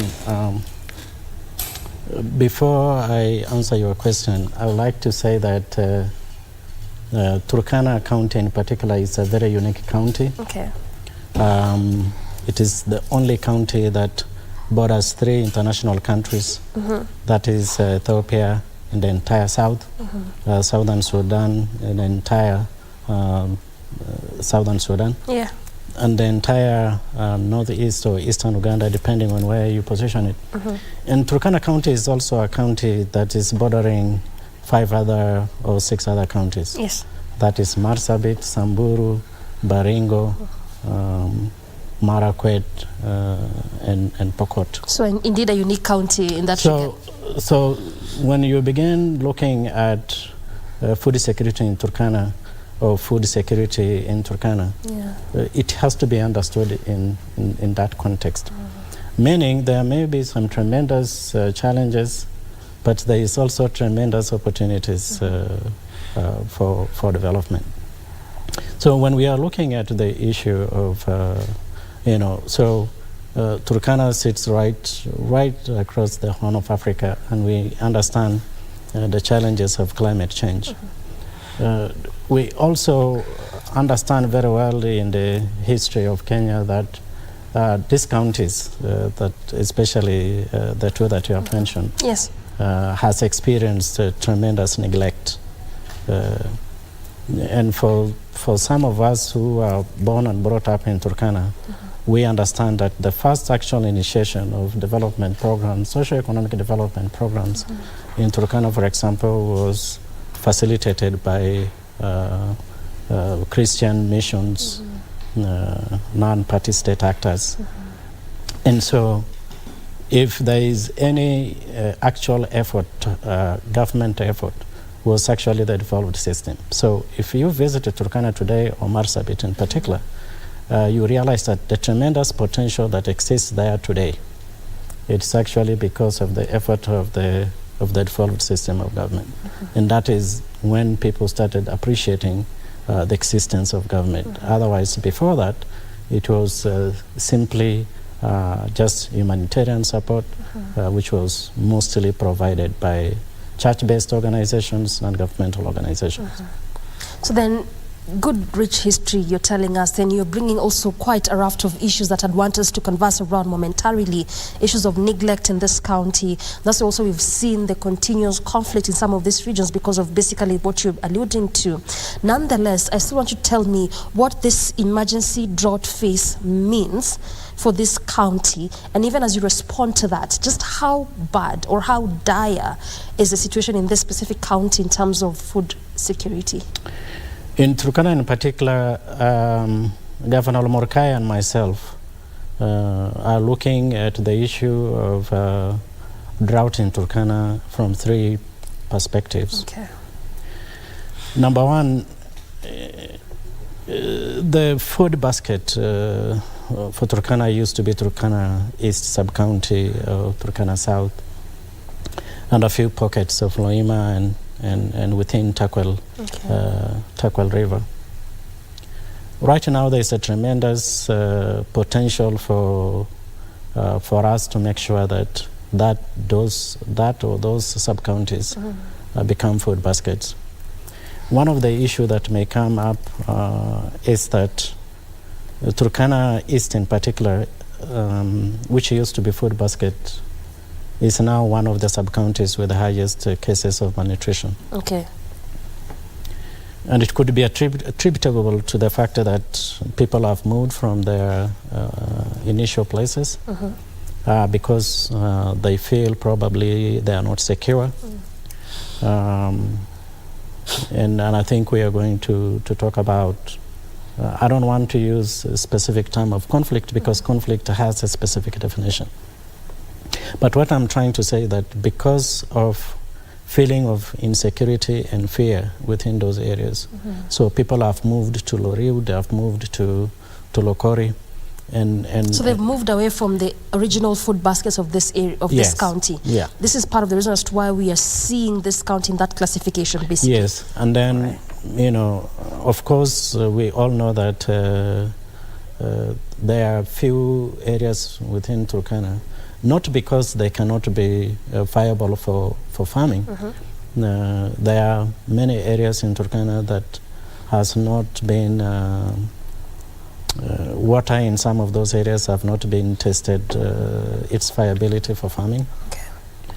We also know that most Turkanas are pastoralists.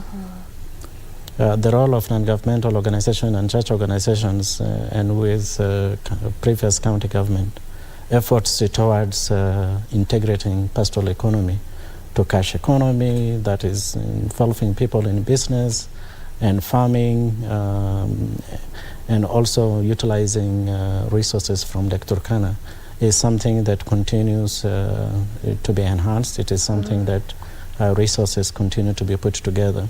And so there is change of attitude towards integrating this economy, and we have a platform where we can actually start implementing some of the priorities that are outlined in our manifesto. I hear you. So basically you're saying that there's a raft of issues as to why we are seeing this situation. Aside from just moving from the original food basket of the area, there's underutilization of resources. There's some of those areas that could perhaps be good enough for farming. There hasn't been so much work done in those areas. And perhaps you can just tell us, why is that? And the reason why I ask this, Bonadij, is because we look at this ASL counters, and we have said over time, they're good enough counters for farming. One of the biggest issues that ASL face is just the issue of water and water scarcity. So when you say that some areas have not been properly utilized as far as farming is concerned, what has hampered this over time?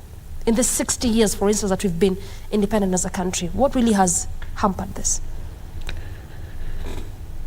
Our priority right now is to look at what kind of infrastructure has been created in Turkana for us to map out and identify significant resources to put into addressing multiple issues. Number one, we have small aquifers in Turkana, and then we also have the bigger one, which is the Lotikipi aquifer. Lotikipi aquifer is the one that continues to be studied. We have identified pockets of the aquifer with fresh water. Most of the aquifer, my understanding or the information that we have, has a high level of salinity, that it cannot be used for both human and livestock use. We are exploring a possibility of doing desalination. Before Governor Lomorkai and myself were elected to the Turkana County government, there is this false premise that desalination is very expensive. Yeah. We have done an integrated, a showcase, an integrated water desalination system at Lodwar County Referral Hospital. So are you currently doing this, or this is an idea? Yes, this is already completed. Okay. It's completed, it's working. We are just showcasing that it is possible to address multiple challenges by just one project. So we have an integrated water desalination plant at Lodwar County Referral Hospital that produces 6,000 liters of clean drinking water. And some of that water is going to be packaged and be sold to bring some income to the hospital. I hear you. So basically, just for clarity purposes, you're saying that desalination process is already complete? It's completed. And there's good enough amount of water for residents there? Yes, at a cost of... and we are not just desalinating that water from that borehole for drinking. We have actually utilized that water for vertical agriculture to grow vegetables for the patients. And then we have also reused the water to make a big fish pond with the 3,000 fish ready to be consumed by the patients. And then we have actually used that water, the wastewater, to a biodigester. I hear you. So then help me understand, Deputy Governor, because I'm conflicted. If this are not ideas, they have actually been done, even as you talk about desalination, because over time it has been a conversation that it's expensive, and you have had some quarters saying that it's a bit difficult to do this, but you are saying that that is already done in that specific county. You're even giving us examples of what exactly is being done as far as getting good water, adequate water supply, even in hospitals. So then what is the problem? Why is it food insecure? Why do we still have issues of water scarcity? What is the issue? Governor Lomorkai and myself trying to find answers for the same question. As I told you that we have an integrated desalination plant, and actually the desalination plant which was procured from Davis and Shatliff was 1.2 million. So for us, we are excited as the Turkana County government that we can actually do 6 of those in 6 sub-counties. We are also trying to showcase that if we are putting a master plan for food security in Turkana, and we are thinking of utilizing water from those aquifers, that is how we feel it will be cost effective. We can have a bigger desalination plant of maybe 2.4 million or maybe 6 million. And if we put 1 per sub-county, and we can talk to Kenyans of goodwill and each sponsor one of those, or we talk to our development partners. By the way, our philosophy is that if we do serious effort to address the water problems, it deals directly, it solves the problem of food insecurity, it deals with the problem of, addresses the issue of livelihoods, and once those are sorted out, then there's going to be peace, and then once there is peace, we can develop infrastructure, and then from there, and then we can create wealth. And Turkana can be one of those counties that will sit back in 10, 15, 20 years and feel proud that at least there is a leader. More consolidated efforts in regards to this? Yes, we are pursuing a multi-sectoral approach by utilizing every opportunity that exists, including the efforts of the national government, specifically to address the issue of food security. Now, since we are still on that water issue, maybe we can just stick with that for a moment and also talk to me about the 76 drilled boreholes by UNICEF to see how best this can alleviate the problem in this specific county. The last time I checked, they were yet to hand over this to the county. Perhaps you can confirm to us if this has already happened, and if so, to what extent are this 76 boreholes assisting with this issue of water and food security altogether in Turkana? Yes, I can confirm that UNICEF has handed over 76 boreholes. Some of them were new ones, about 25 or 26 were new. Others were being rehabilitated. Those boreholes have been handed over.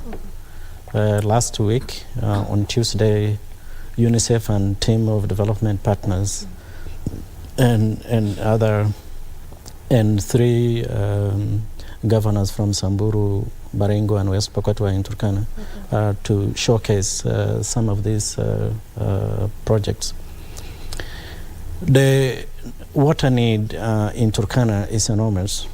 First of all, we have between 40 to 50,000 Turkana pastoralists who are either in Uganda, mostly within the borders of Uganda and partly southern Sudan. And they have been moved there. They have moved there purposely because they cannot have enough water for their pasture. Number 2, Turkana is 77,000 square kilometers, meaning the area is vast. And then the water tables, as I understand from geologists, they can only drill up to 100 meters. We're exploring a possibility of what it takes to drill beyond 200 meters. Because if other countries can drill and be able to extract groundwater, and I think that is something that has not been exploited, but World Bank has a grant for 5 counties, including Turkana. Is it just because of the meters itself, or there's something deeper than that, that this is why it hasn't been exploited? Because you've said the biggest issues in this county is the land is good, arable land even for crop production, but the issue is water. That's why you're speaking of desalination, 76 boreholes, looking at the water table and how to dig that deep. So is it a meters issue, or there's something beyond that? We are challenging our geologists that if other countries or if other places can be able to drill deeper than 200 meters, the question that I haven't been answered is it because of the equipment? Is it because of the training? Is it because that is where we as a country are capped our drilling.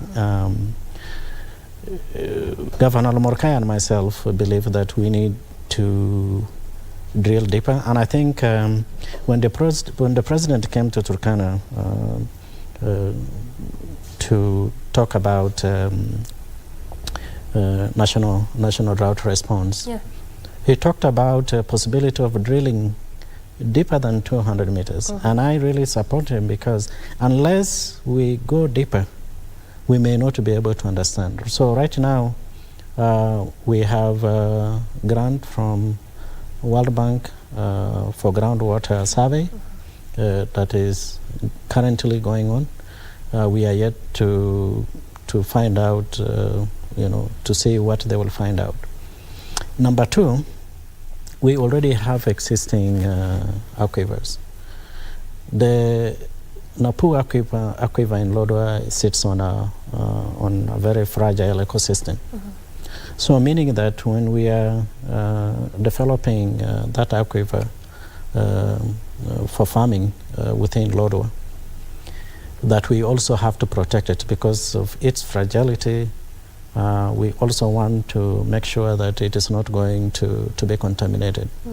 And so doing kind of an integrated desalination becomes viable for us. So we want to look at if there are institutions, there are like 4 or 5 or 6, that we can do an integrated desalination plant like the one we did at Lodwar County Referral Hospital. By the way, there are 3, 2 in Kakuma and then one in Lodwar. At the referral hospital? 1 at the referral hospital and 2 within one within the host community and the refugees, and one the one which is also benefiting the community is the one that is going to run will be available at Beshara Uduma Center that will be launching May 3rd. Okay. So those are 3 projects that we are showing case that it is possible to solve water problems in that area. And then there is the issue of the flood water. If we do a 600 million dam, like the one in Uganda, the Uganda built one in a place called Kobebe. That's where most of our pastoralists are right now. And they were able to do it for 200 million. If we do a 600 million dam, that governor is currently thinking, we can do one right at the intersection between the border of Ethiopia, South Ethiopia, and Southern Sudan, and then Kenya. Then can take care of all our cows, the Nyamatom cows from Ethiopia, and then the Toposa. Then we can do one right at the intersection of the Turkana, Southern Sudan, to the border of Uganda. So if we do those 2, and then we do one right between the Samburu, Baringo, West Pokot, and Turkana. Those are 4 big mega dams that will withstand the 4 or 5 seasons if it doesn't rain, because of the water runoff in that area. It's the volume of water is able to sustain. The challenge with our pastoralists within that region is purely because they have some grass. It may not be enough. Just before you get to the challenge of the pastoralists there, let me backtrace a bit. And you are saying that if you do this dam at the center, somewhere in between Samburu and you've mentioned the other county, give an example of what Uganda has done, the 200 million that they used for their dam in their country. You are saying if we do, and you did say that the governor is thinking about this. And I want to just get from you, is this still a thought? Are there plans to implement? Because oftentimes we keep saying that we're never short of policies, we're never short of ideas like the ones you're proposing, but the challenge always lies with the implementation. So then at what point do we begin from? That is always the challenge. So is this still a thought? Are there plans to begin works on it? And if there are, when? Because the residents in Turkana want this to be working for them. They want this water. This is one of the issues they're dealing with as residents in that county. Are there plans to start this, aside from just thinking about it? Yes. When? Next budgetary cycle. 600 million has already been put to start. For this specific work? Yes. Okay. We are currently doing one integrated water desalination plant in Turkana East. So we have... The food basket of the area, yes, of the county. Water kiosk is going to provide the technical capacity. And then we have one of our partners that is going to do the system. And we are hoping that that is going to serve 6 schools in the area, 1 TVET, and all the installations within the area. And it has to be put in one of the institutions for management. Okay. So that is underway, and the procurement process has already started. Okay. So you're we saying this is 600 million set aside for one of those mega dams? Yes. In the county? Yes. The next budgetary allocation? Yeah. We hold you account to that? Yes. You will come to Turkana and you say, yes. we are serious. We want to do something. We want to demonstrate to the Kenyans that if we come and appeal for them for support, it is resources that is going to change the lives of the people. I hear you. Yeah. All right. Also, talk to me about this livestock offtake program as we get now to issues of food security. Because there was a time, if my memory serves me correct, around January or February, when the Deputy President did talk about this program, especially in these counties that had been so far hit by drought, looking at this livestock offtake program so that then we don't have numerous people dying as a result of drought and also livestock at the same time. Just help us understand if this program kicked off, and if it did, to what end has it reached and how has it helped the situation in this county particularly? Livestock offtake shouldn't be seen as a solution. It is one of the mitigating measures. It is one way of building resilience around how do you protect livestock. Yes, livestock offtake has, did start. So it kicked off? Yes, it kicked off. Some pastoralists have already registered. The challenge with livestock offtake is because during drought, over 90% of livestock in Turkana go across the border. And so there is also tremendous challenges for NDMA and Kenya Red Cross and those institutions that are required to implement that. So the slow nature, the terrain, and that is why we are currently encouraging our pastoralists to begin moving back, but they cannot move back from where they are because there is no assured water sources. Governor and I are mobilizing resources. I had a meeting with development partners 10 days ago, and they were trying to tell me what is the cost, how many do you need. So we need 25, and one is costing about 65,000 euros. So and the reason why we are doing this, it's because you heard in the news recently that Ugandan defense forces rounded up Turkana kraals and arrested about 32 herders and court-martialed them in Uganda, and each one of them is jailed for 20 years. It is one of the reasons why we feel this is urgent. We have to bring pastoralists back. We don't want them to be harassed and arrested in another country or a friendlier country, an East African community country where integration an assurance of protection for all those citizens need to be upheld. And so this is urgent. We have about 45 to 50,000 pastoralists who need water. We are happy that it rained recently, so pasture is there. We need to do 1 or 2 or 3 of those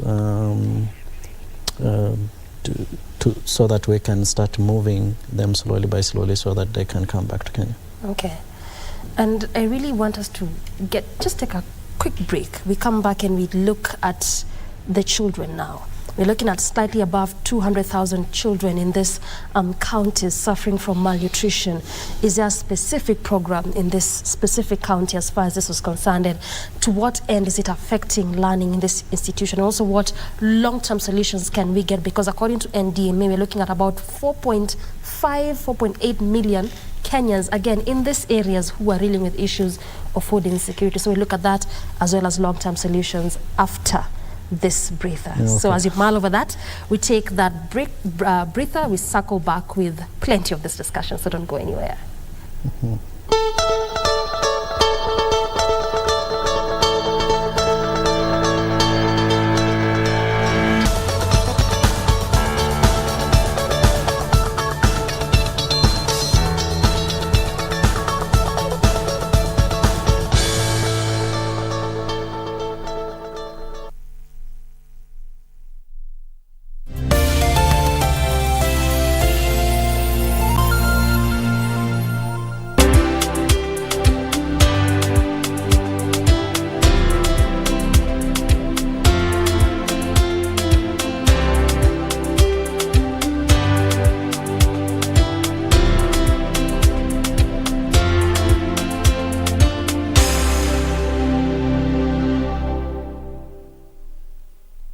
Every Monday evening, we take you back where the action happened live.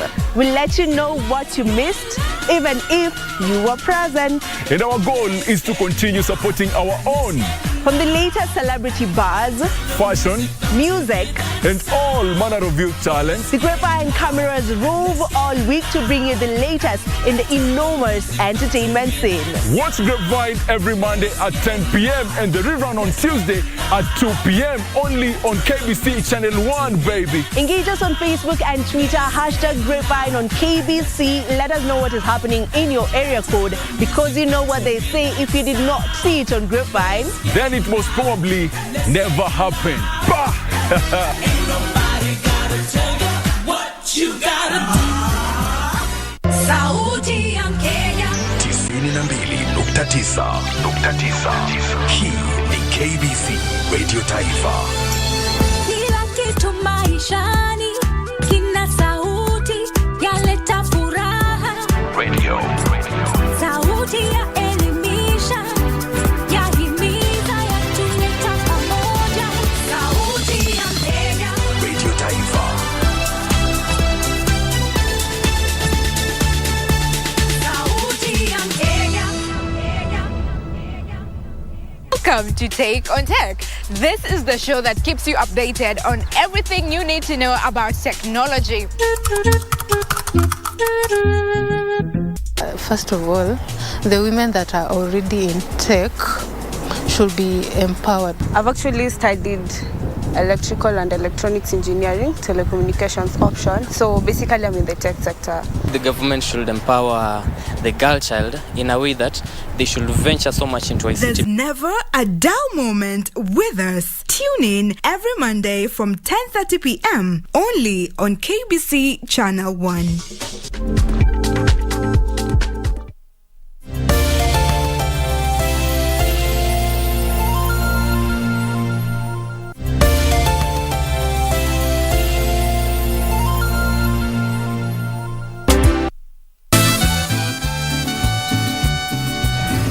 Get out right now or I will shoot you. This marriage won't take place. You two are not gonna get married. But while this woman is still here, tell her to respect you. Because when I arrived, I saw her in a very compromising situation with another man. That guy that came to see you. When Yes, Daddy. I saw them. Well, Corina, I wish with all my heart that this mystery man of yours truly loves you just the way you deserve. Oh, he loves me. If I were you, I would do the impossible to find this document. Try it. It's good for you. Tell him I will. I'll look for it. I'll give it to him. And you, as my wife, you have to tell me the truth. Olegario! Olegario! What's wrong? Olegario!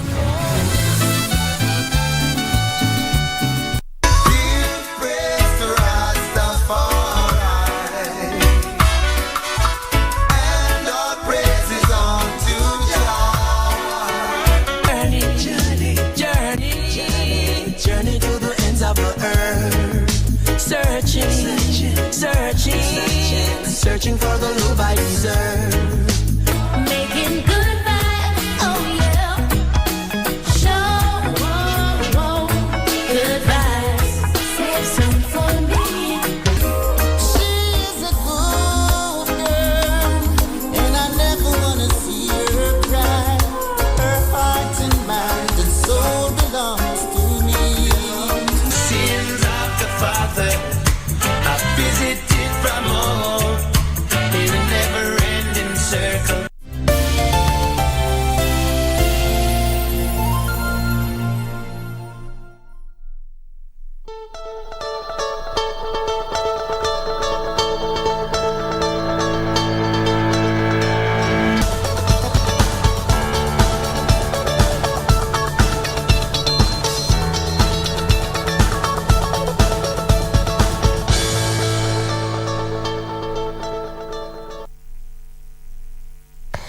Exactly 5 minutes past the top of the hour. We definitely appreciate your valid company, and we continue your pace with our conversation looking at food security and water harvesting in ASAL areas, and we center our focus in Turkana County. I am still holding court with Dr. John Erus, who is the Deputy Governor, Turkana County. Now, DG, before you go to the issues of children, malnutrition, and the kind of special program you have for maybe this specific set, let us just look at delayed disbursement, because from what you told us earlier before the break, we're looking at quite a lot of projects, that you're thinking about, some that have already begun, even looking at the desalination in the different other areas that you want to do this, and and also the dams, as you did tell us.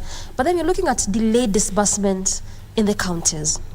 The last one being in December of last year. So you're looking at 4 months since January for when disbursement hasn't taken place. And just going by what the COG chair, who also doubles up at the Kirinyaga County Governor, did say, Anwar Guru, is that 125 billion is what the Treasury owes to county governments.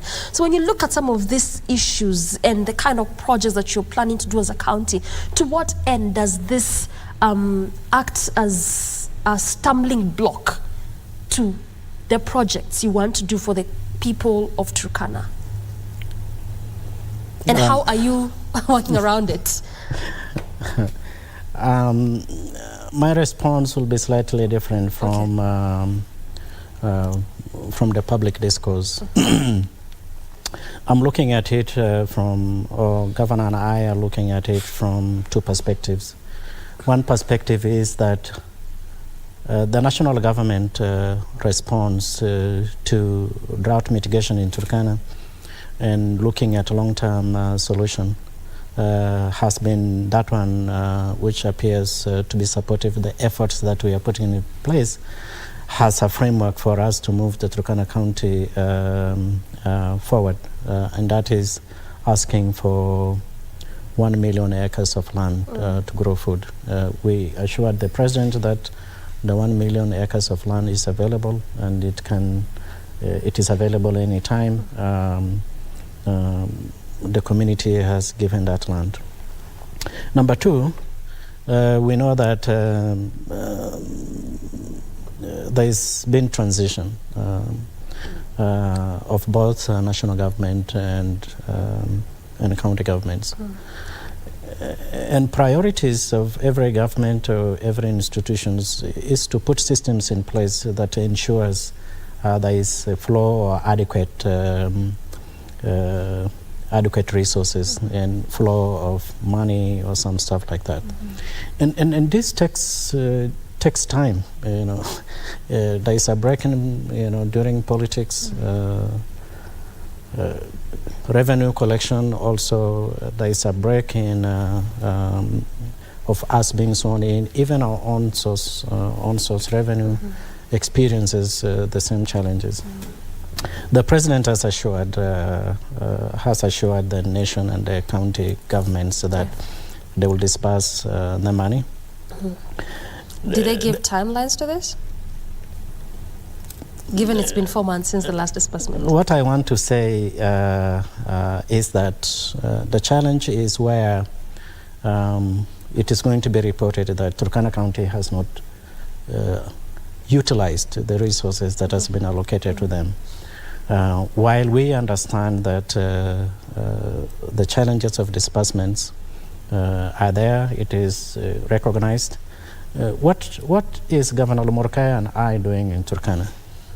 We are looking at that as an opportunity to look for other resources to supplement the effort of the national government. Through and the county on-source government. revenue or partners? We go to partners. I'm in charge of, one of my responsibilities as the deputy governor is to resource mobilize and to look for ways in which we can make Turkana have substantial amount of resources, either through taxes or other revenue streams, that is likely to make Turkana a place where the money that comes from the national government supplements what we already are doing.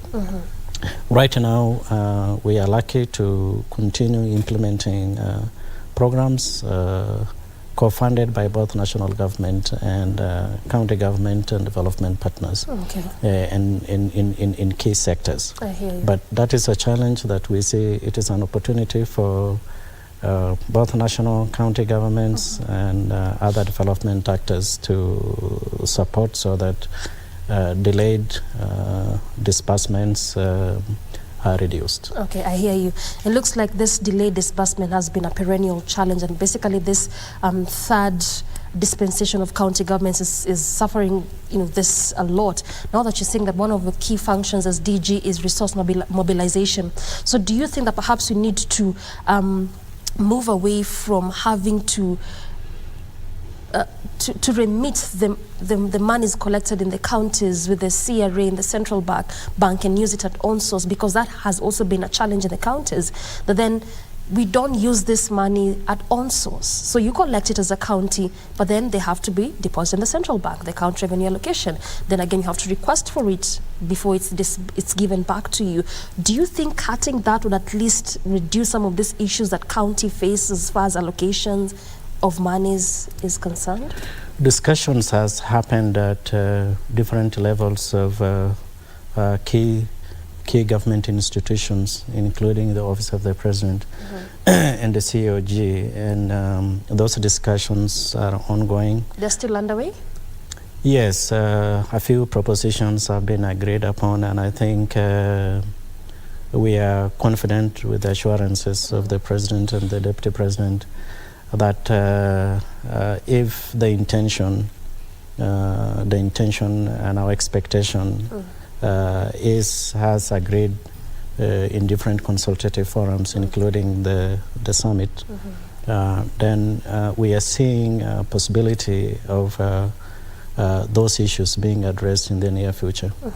For now, we are confident as Turkana County that we continue to offer the services to the Turkana people, doing everything that we need to do so that we are not stuck because there is a delayed disbursement. Okay, I hear you. And even as you say that, there has also been a latest proposal by the majority leader of National Assembly, Kimani Ichung'wah, to have KRA being the overall collector, even in the counties. But I wouldn't really get into that because it's a different conversation altogether. Nonetheless, still looking at that question of food security, and yes, you're saying that as a county, we are doing the very much you can, much as there's been delayed disbursement, and you know fully well that this could hamper some of your efforts that you're doing as a county, but you're trying the much you can as a county to see how best you can assist the vulnerable communities within that specific county.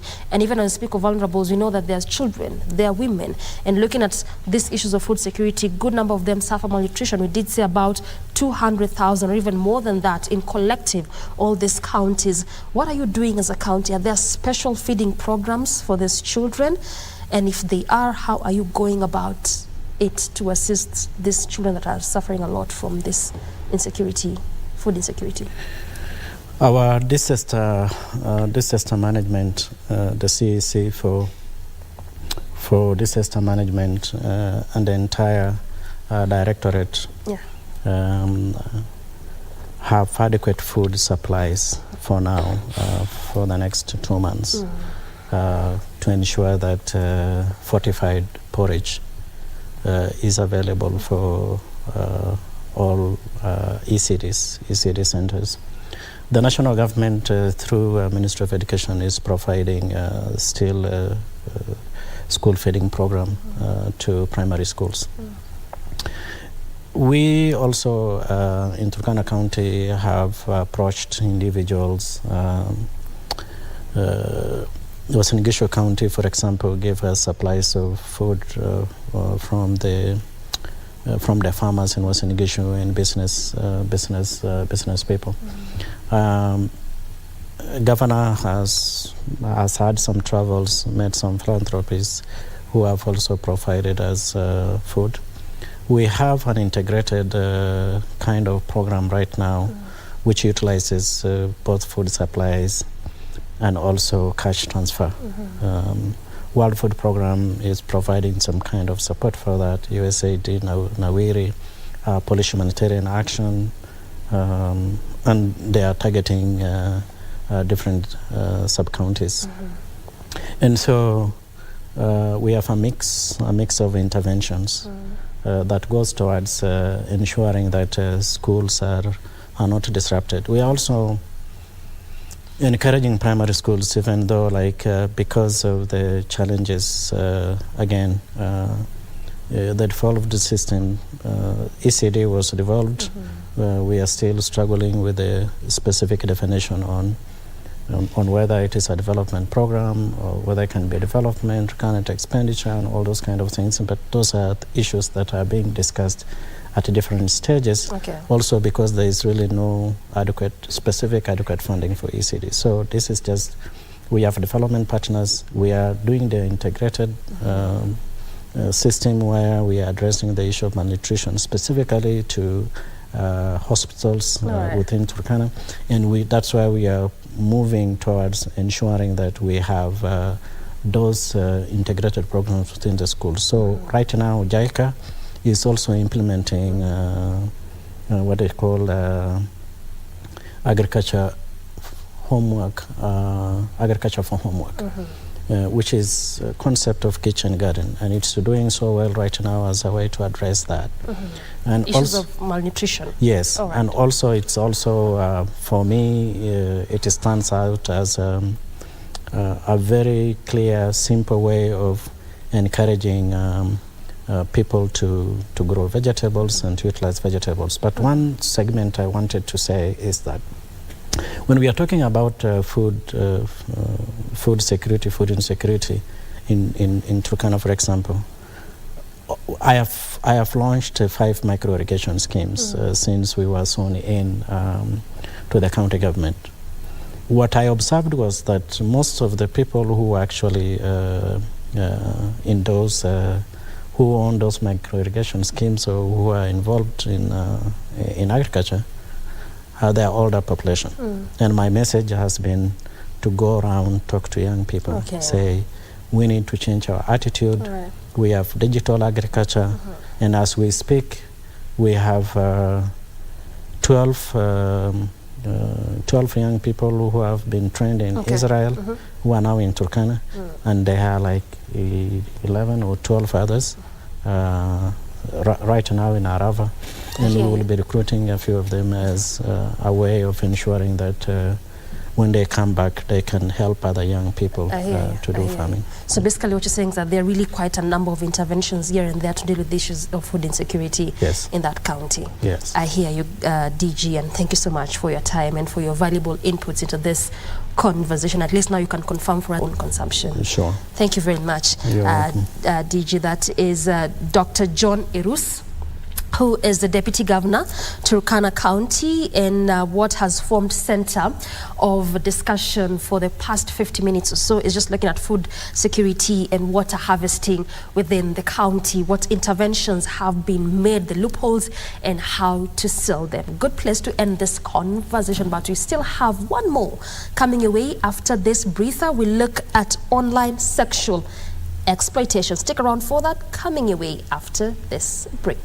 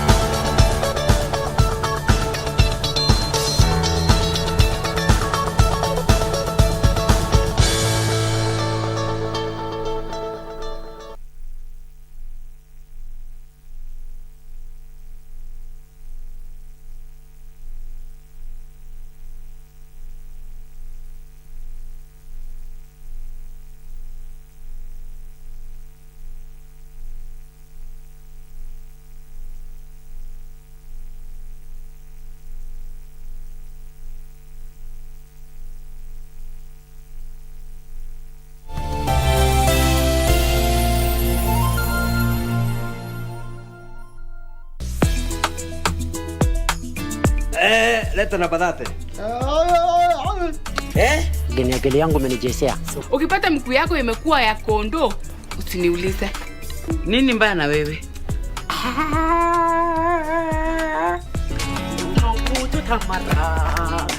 Who are you? Hii inaitwa tester. Na test kama mimi niko na simu ama hakuna. Kuna mwangaza huku nje. Hata ni mchoro umechau kwa sababu tiri yako mfunguka.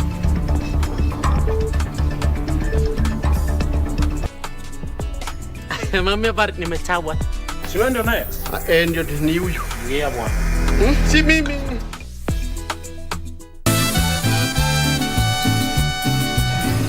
Get out right now or I will shoot you. This marriage won't take place. You two are not gonna get married. But while this woman is still here, tell her to respect you. Because when I arrived, I saw her in a very compromising situation with another man. That guy that came to see you. With Al-Hore? Yes, Daddy. I saw them. Well, Corina, I wish with all my heart that this mystery man of yours truly loves you just the way you deserve.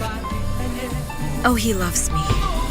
If I were you, I would do the impossible to find this document.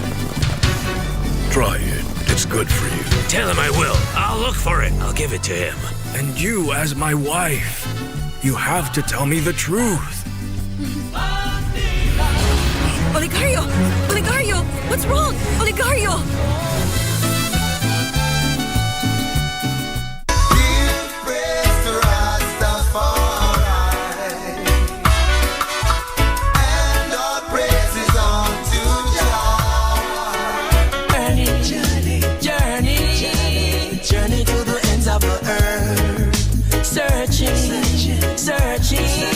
Searching for the love I deserve. Making good vibes, oh yeah. Show, good vibes. Save some for me. She's a good girl, and I never wanna see her cry.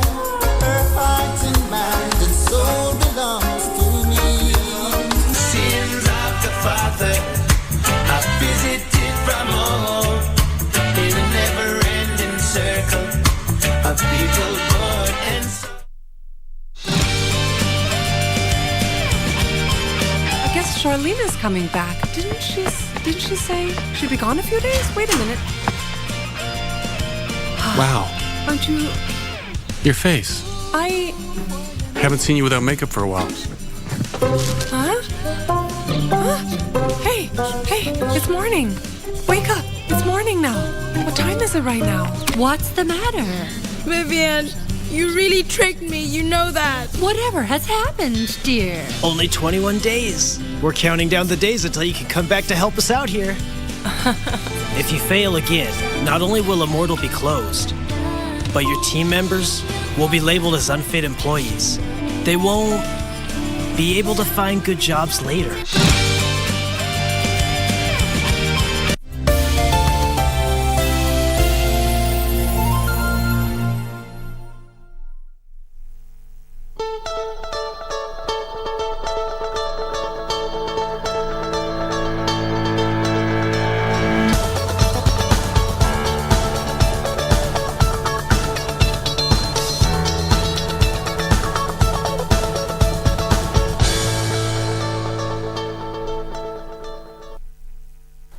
Now, online child sexual exploitation or abuse has become an issue, not just in this country, but also globally. This is what has seen the African Union, AU, and the Child Fund sign a memorandum of understanding that will actually push for policies that will ensure that these issues become matters of the past, looking for better ways to protect children in the digital space. Looking at all this is what formed basis of our discussion for the next 30 minutes, particularly right now when children are at home for the 2-week break. Just what interventions can we even employ as parents, as communities, as societies to aid and help children in the digital space as far as sexual abuse is concerned? I am holding court with Reverend Frederick Beuchi, who will be helping us, of course, converse around these issues and so much more. Reverend, karibu sana to Good Morning Kenya. Thank you so much for having me. Right, let's just start with the basics, understanding what online abuse is. Ah, nice. Yeah. So, I mean, to the viewer... And center to children. Yes. Yeah, sure. Yeah, to the viewers, as you've said, my name is Reverend Frederick Beuchi, and I work with the Methodist Church in Kenya. I serve as a chaplain of institution. And so the topic this morning is very relevant because it puts me at a position and a place where I get to interact with children and more so students under that platform of serving as a chaplain. And I think, as you have mentioned, really, child sexual exploitation is a topic now that we can't really avoid talking about it. And it's because of the effects that it has had, especially to children and even caregivers. It is good to note and maybe to quote statistics that about 97% of children, and when we talk about children, we are looking at the ages between 5 and 17, are actively on social media. And good to note is that on these 97% of children who are on social media, 45% of them say that constantly they are on that social media. So they affirm that they're actually there. They affirm that they're actually there. Yeah. And if you go further to break it down, because I think it's important for us to understand, like, where are these percentage coming from? Okay. We wholesomely talk of 90%, 97%, which is a big percentage. But even on that social media platform that we are looking at, you have Facebook, you have YouTube, you have all other social media platforms, which children are constantly on them, but also on specific percentage. So that gives us a picture of actually knowing exactly how children have been exploited through these media platforms that we are mentioning. Yeah. You've really just put forth quite the statistics there, and as you rightfully say, it's quite a significant number of children who are online. Yeah. So then, how do you sort of monitor? Because you realize, and we just did give a good example, that right now they are at home for 2 weeks. Before we get to even the issues that happen there and get to interventions momentarily. How do you monitor that as a guardian, as a parent, for those who are watching? Yeah, sure. Yeah. Good question. I think first of all, we should throw in the challenge of what is really making us or caregivers or parents not to be able to really monitor it as much. Number one, it is because of the accessibility of those social media platforms, that we are not able to really have control over telling a child whether they can access or they can use this kind of platform.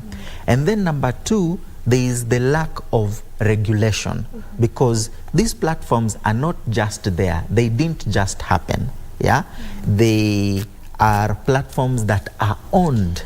Are you sure there's lack of regulations, Reverend? Because you have the Data Protection Act of 2019 with various regulations in 2021, and it well stipulates.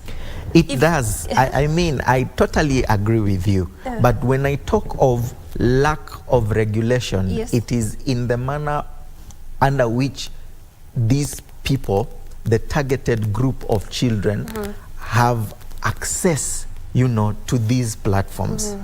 Because yes, we have the law, we have the act in place, but those children that are at home right now, are they not accessing or using those platforms because they know there is a law that will protect them, that is telling them not to, you see? So when I talk of regulations, actually, it is the practical part of it. We have this set of rules and laws and acts in place, but how are they being implemented? Maybe I should mention that the problem is the implementation. That's the challenge. That's the challenge, you see. That's the challenge. So that gets me out of my line of thought of what you had asked a little bit. But those two things I have mentioned, that lack of regulation, especially to caregivers, and not being able to actually, take control, is what now put these children to be exploited by the information and content that is in those platforms. Yes. I want to come to the example so that we put context to this conversation. That when you say children exploitation, especially in the digital space, this is actually what you're talking about. But before then, we do agree that we have the law in place, as you rightfully put it, the Data Protection Act of 2019, various regulations preferred in 2021, well stipulated. But before we get to have all this conversation, and you just tell me about how we can perhaps implement it and make it practical. Let's take a quick breather. We circle back with plenty of that and plenty of this discussion, so don't go anywhere. Stay with us.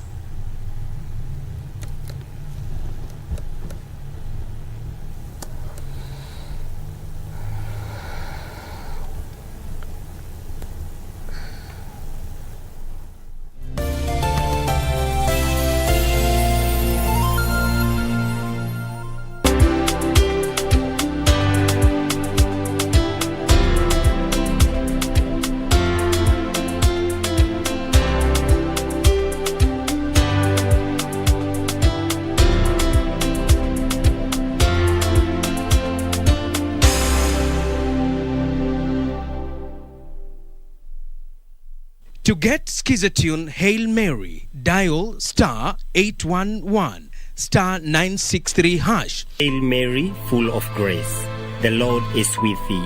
Blessed art thou among women, and blessed is the fruit of thy womb, Jesus. Holy Mary, Mother of God, pray for us sinners, now and at the hour of our death. Amen. To get Hail Mary, dial *811 *963#. *811 *963#.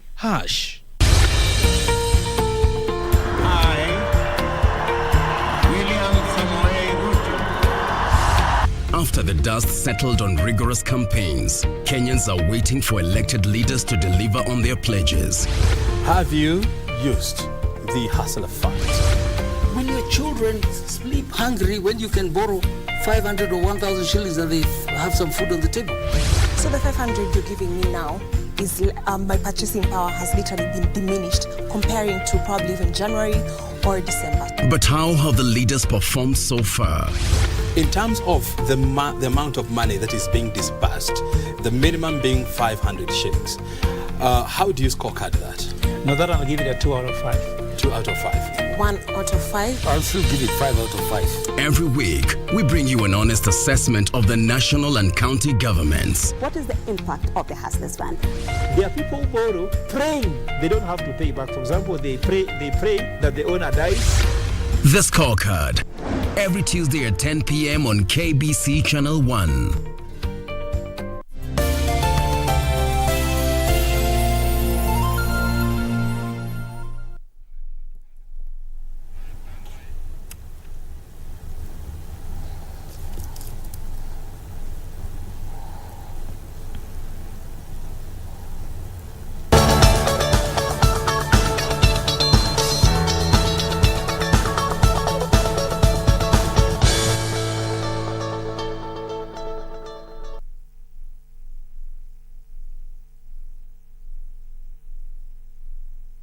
Online sexual exploitation, and this is particularly when it comes to children. Now, Reverend, before we took that break, we were just establishing the fact that indeed we agree the law is in place, the Data Protection Act of 2019, and with various regulations that were proffered in 2021. And so we are saying that that is good enough. It's in place. And you are saying that the challenge is implementation. Implementation. So then how do we do this? How do we go about it? Because we are also agreeing that we can't quite monitor these children. True. Also going by the data that you gave us, given your practice and what you do. Yeah. So then how do we implement? How do we ensure that this, especially the children, the children or the teens, are protected? Are protected. Yes. I would actually give very practical suggestions. Please do. And these are really based on a report that I was going through, I think, last night on the disrupting harm in Kenya. A report that, looked into the research of the practical ways of how we can actually help the children and even the caregivers. And it is good to note that, number one, for the caregivers, it starts with teaching the caregivers. And when we talk about teaching the caregivers, is teaching them to talk to their children. Yeah? To have conversations? To have conversation with their children. I mean, there is no other better way. Right now, even as we talk of children being at home for the holidays, the parents should understand that they have a bigger role to play than the teachers and we as chaplain who have been with them, say, for the better part of the year at school. But for these 2 weeks, the kind of measure and regulations that we will put in place in school might not necessarily be there at home. At school, they might even have only one chance, maybe, to watch the television. They don't have access to their phones. They don't have access to internet.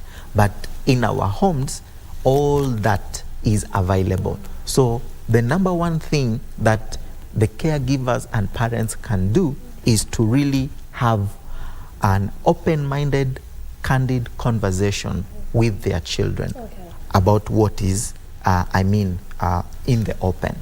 And number two, a practical suggestion again would be to strengthen and diversify the mechanisms for how children can also come out and speak by themselves, so that they seek help by themselves. They don't get confronted, but every time they feel like there is content that is being pushed to them to consume, and it is not right, for them to stand out and say, this is wrong. So having insight. Having insight, exactly. And those mechanisms can be strengthened. And I think, as you say, the act that is in place is giving opportunity to children when they come out and they go and report. They will not be viewed, as victims, but they'll be viewed as people who are here and they want to see something that is happening and that is being done. I don't know, the last Just practical thing that we can need the do. practicability Sure. of this. It is to inform the public actually of the topic of sexual exploitation and especially the abuse in children as it is happening.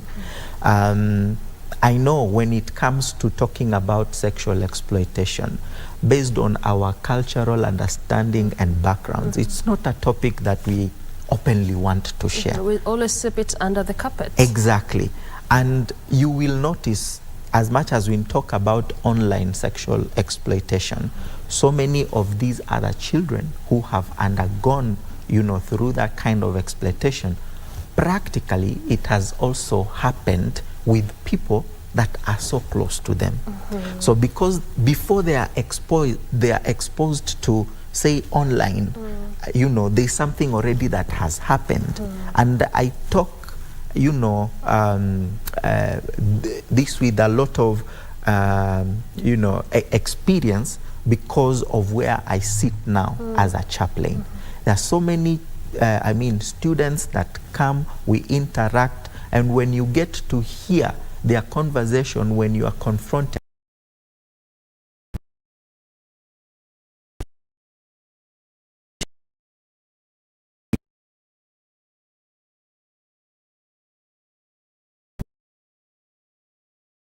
they grab a phone or a laptop or a computer and they start going into sites and those platforms and they start getting this information.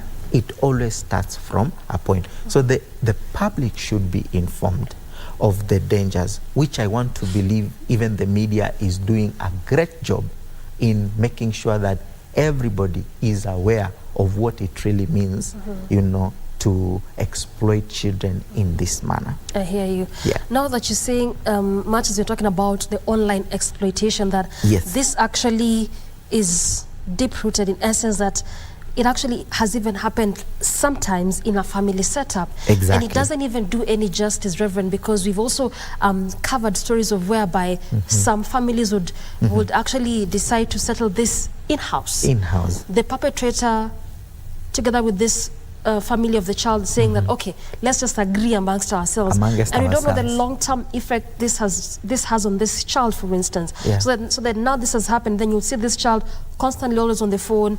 They are just within themselves, by themselves, with a laptop, a tablet, and you really can't quite tell. It's because something has happened before. A long-term effect of that is that this child will not open up and they will not say anything that has, get them on the cycle of what they are doing. Because already they have seen. I'll really want to give a practical example of a case that I'm handling in one of the schools right now. Even when it was so clear that the background of how this, student or child is behaving, it is deep-rooted from home. And we were able to establish that because we actually gave him a platform now to speak, and we reached out to the parents. When the parent came to school and we even gave the child an opportunity to explain everything, the parent was now asking us to give them an opportunity to go and talk these things at home. With the child? With the child and even the person that the child is mentioning. Because he is a very close, family member. So they never opt for court settlement. They always want out of court. Exactly. In the house, in a family setup. That way, and a long-term effect of that is the child would see like, okay, we are going to speak about it at home, and even if this person who wronged me is going to own up, I'm still going to live and stay with them and see them each and every day. You can imagine the effects of that. Yeah, exactly. So what big of a difference does that make? And that's why we need to step up and tell guardians or the caregivers and the parents that this child has a life of his own. As much as you want to protect your reputation as a family, but you need to look also on the interest and the future of that child. Because that has always been the issue. It's all about family reputation and protecting that at the expense of the child. Exactly. Nonetheless, Reverend Frederick, talk to me also about these examples so that we know that when you say online exploitation, particularly for children, when you say this, this is basically what we are talking about. Good. So number one, we would want to look at the objectification, of, say, women. Look at our media today and how, they portray people through advertisements, and through content that is being developed each and every day. It is, for example, an advertisement for, a seat or a coach, but it is given a picture, of attracting your attention, but it is not actually the product, it is the person that, is being sold the idea to you. So that would be one of the things, because the child might not have control actually. You see many of these advertisements, even as they pop up, say, on a platform like YouTube, you are not able to skip some of them. So they are there and you just have to flow. And the child is on this gadget. Exactly. They are using it. They are using so they are it. seeing these things. Exactly. Yeah. So objectification, and I'm not just saying of, the female or the girls, but also of the boys. That is one indication of exploitation or an idea that, can get into this child to feel like they are not in a very safe environment. All right. Exactly. So that's one of the things, and actually that is one of the major things. It is one of the major things. Is there more to that? Well, of course, that if it is not controlled, now it gets into, the mind of that child. And now they yearn to want to see more. Because even from this advertisement, there was a lot that was covered, you see. So they begin to imagine, okay, so what of the things that are not covered? The other thing also is, being enticed to be told that you will be given some incentives or money if you send me a picture of yourself, if you send me a video of yourself. That also, it is an indication that, you are on the path of being exploited. And that happens a lot. That's why we are really having a lot of cases of child trafficking, for instance. Very much, very much. It is something that, people have taken advantage of. And other people and even other organizations and societies also lure children using that kind of way. Incentives. And the children do not have control over it. So I think as a caution, the child themselves and even the children, the parents, when you see a child has come home, with a dress or, a phone. These days you have children who have better phones than the teacher or than even the parent themselves. And you don't get to question this. It's always something that should alert you. It should tell you something as a parent. Now, we have about 8 minutes to exit this space, and I want us to look at interventions within this 8 minutes. And you're mentioning something very important, like for instance, the incentives. When you look at some of these advertisements online that you may not have control over. And I really want us to tackle the issue of incentives, for instance, because just as I was saying earlier, is because you realize that it's one of those things that would lead to the long-term issues that we keep talking about. Child trafficking. And it's one thing to actually ask that child. They've come home with something you never bought as a parent. yourself, even as a parent, you don't even have it. Have it. And you send your child with it from Yeah. boarding school or from school. Yeah.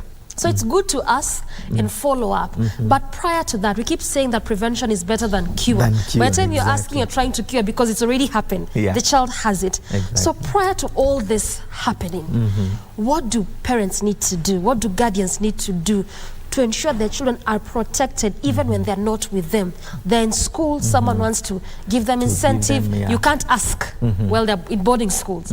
So what lessons can parents impart in children for them to know how to handle and deal with these things when they come their way? Yes, and they're not present. Yeah, I would say actually number one, let it be a deliberate effort from the parent to create a friendly environment to have a sit down with the child, number one. Because if the child feels safe to share anything with the parent, you know those times when you would do something good and still fear telling your parent that this something nice has happened to me. Perhaps you have even done well in school and you have been given, you know, a sweet and you came with it at home. You'll have And it's to legit. It's legit, but you'll have to explain, like, who gave you this sweet? What is it that you did for you to deserve? So, I mean, but if you create a very friendly environment at home and be deliberate in creating conversation with these children, then that is one of the ways that will help you to understand every time something is going wrong. That will also give confidence to the child every time anything happens to them, to come out and say, Mom or Dad, this and this has happened, or somebody has approached me in this manner. Taking control also, as you know, parents, as caregivers. Yes, these days you cannot, I mean, having Wi-Fi at home, it's not a luxury anymore. It has become more like a need. You see? But you can regulate this as a parent. You can regulate the kind of, you know, movies, the kind of programs that you want your children to watch. And even those service providers have created those platforms of how you can regulate. I hear you. Yeah. So then just tell me very quickly. Yes. How practical, or talk to me about the practicability of creating that safe environment. This is between the child and the caregiver, and the child and the parent, the guardian, whatever it is. Because where we are currently living in this society, or our country, or even the globe as a whole, you're saying that things have become so much expensive. Look at even Kenya, for instance. The cost of living is very high. You're looking at parents who are having 2 jobs, 3 jobs, just to make ends meet. They don't have this time that you're saying needs to be created. How do you create that? How do you balance that out? Because all this is important. You don't want to make money and then 20 years down the line, this child that you are training, the same money is coming to train this child. Sure. So how do you balance this out as you wind up? I totally agree, and I should say, as much as in we know what is on the table as challenges, again, it is not easy to navigate through. And that's why we say everybody needs to really kind of like, you know, take action on it. It's collective responsibility. It is a collective responsibility. The government has done its part, you know, their regulations, their acts. As teachers, as chaplains, as religious leaders, we will also have to do our part. You know, from that information that the child receives from the parent, when they come in church, we try to emphasize and communicate the same. And when they go to school, we also emphasize and try and communicate the same. Some of the institutional schools that I serve, I take lessons, for example, for life skills, you know, that is beyond the, you know, normal curriculum or lessons that the children or students have to undergo. So it cannot be a role that is played by one person. Yeah. The media in itself, again, it is also a platform where they can play a role of every other time trying to see how they can communicate a message through their programming that will inform these children of, you know, what are the safe places, what are the safe spaces to be in, and what they need to do when such like a thing happen. Yeah. So as much as we want to narrow it down and pin it to holding somebody, you know, accountable, Yes. say like a parent, Yeah. we might not actually be able to Or do say that. teachers, because they spend a lot of... Or teachers for Yeah. that matter. You see, I see so many times when we are just about to go for holidays, it's like the teachers just want the children to go Yeah. because they have had enough. Yes. I mean, they haven't really had enough, but they feel like we've done our part for the last 2-3 months. Yeah. So now let's see what the parents can do. Exactly. But what you're saying is that this is actually a collective responsibility. collective responsibility. Every stakeholder needs to own up and take action. Exactly. If we have to deal with True. these issues, because as you're saying, it's actually become a global concern. It is. Just 2 days ago, AU and the Child Fund did sign an MOU to look at better way in terms of coming up with policies that could Exactly. help children. So you realize it's actually a concern, and It we is have a to deal with concern. it, Yeah. as you rightfully put it. Exactly. Thank you so much for this Thank you so conversation and for your valuable insights and Yeah. inputs into the same conversation. Asante sana. Highly appreciated. Thank you so much for having me. All right.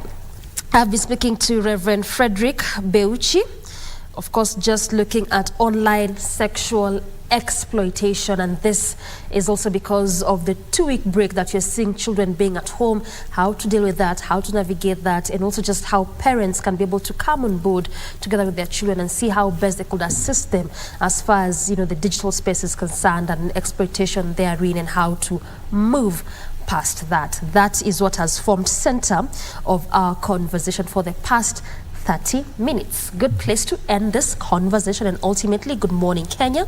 From me and on behalf of the entire team, we say thank you so much for watching.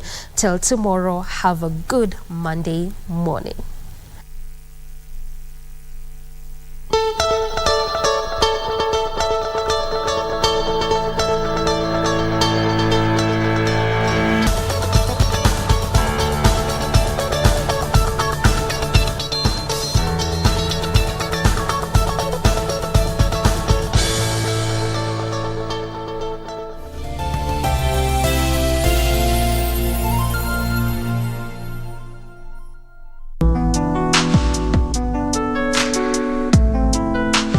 Dar es Salaam is my home, my city. I've been everywhere, seen everything. In Kiswahili, we say karibu. I bid you welcome. I'm a seasoned photographer and content creator. This is what I do on a daily basis. Come along and I'll show you my 5 top spots here to document daily life. So right behind me is Tanzanite Bridge. It recently got opened here in Dar, and it basically shows where Dar es Salaam is going. Really modern, but also creating spaces whereby people can exercise in the morning.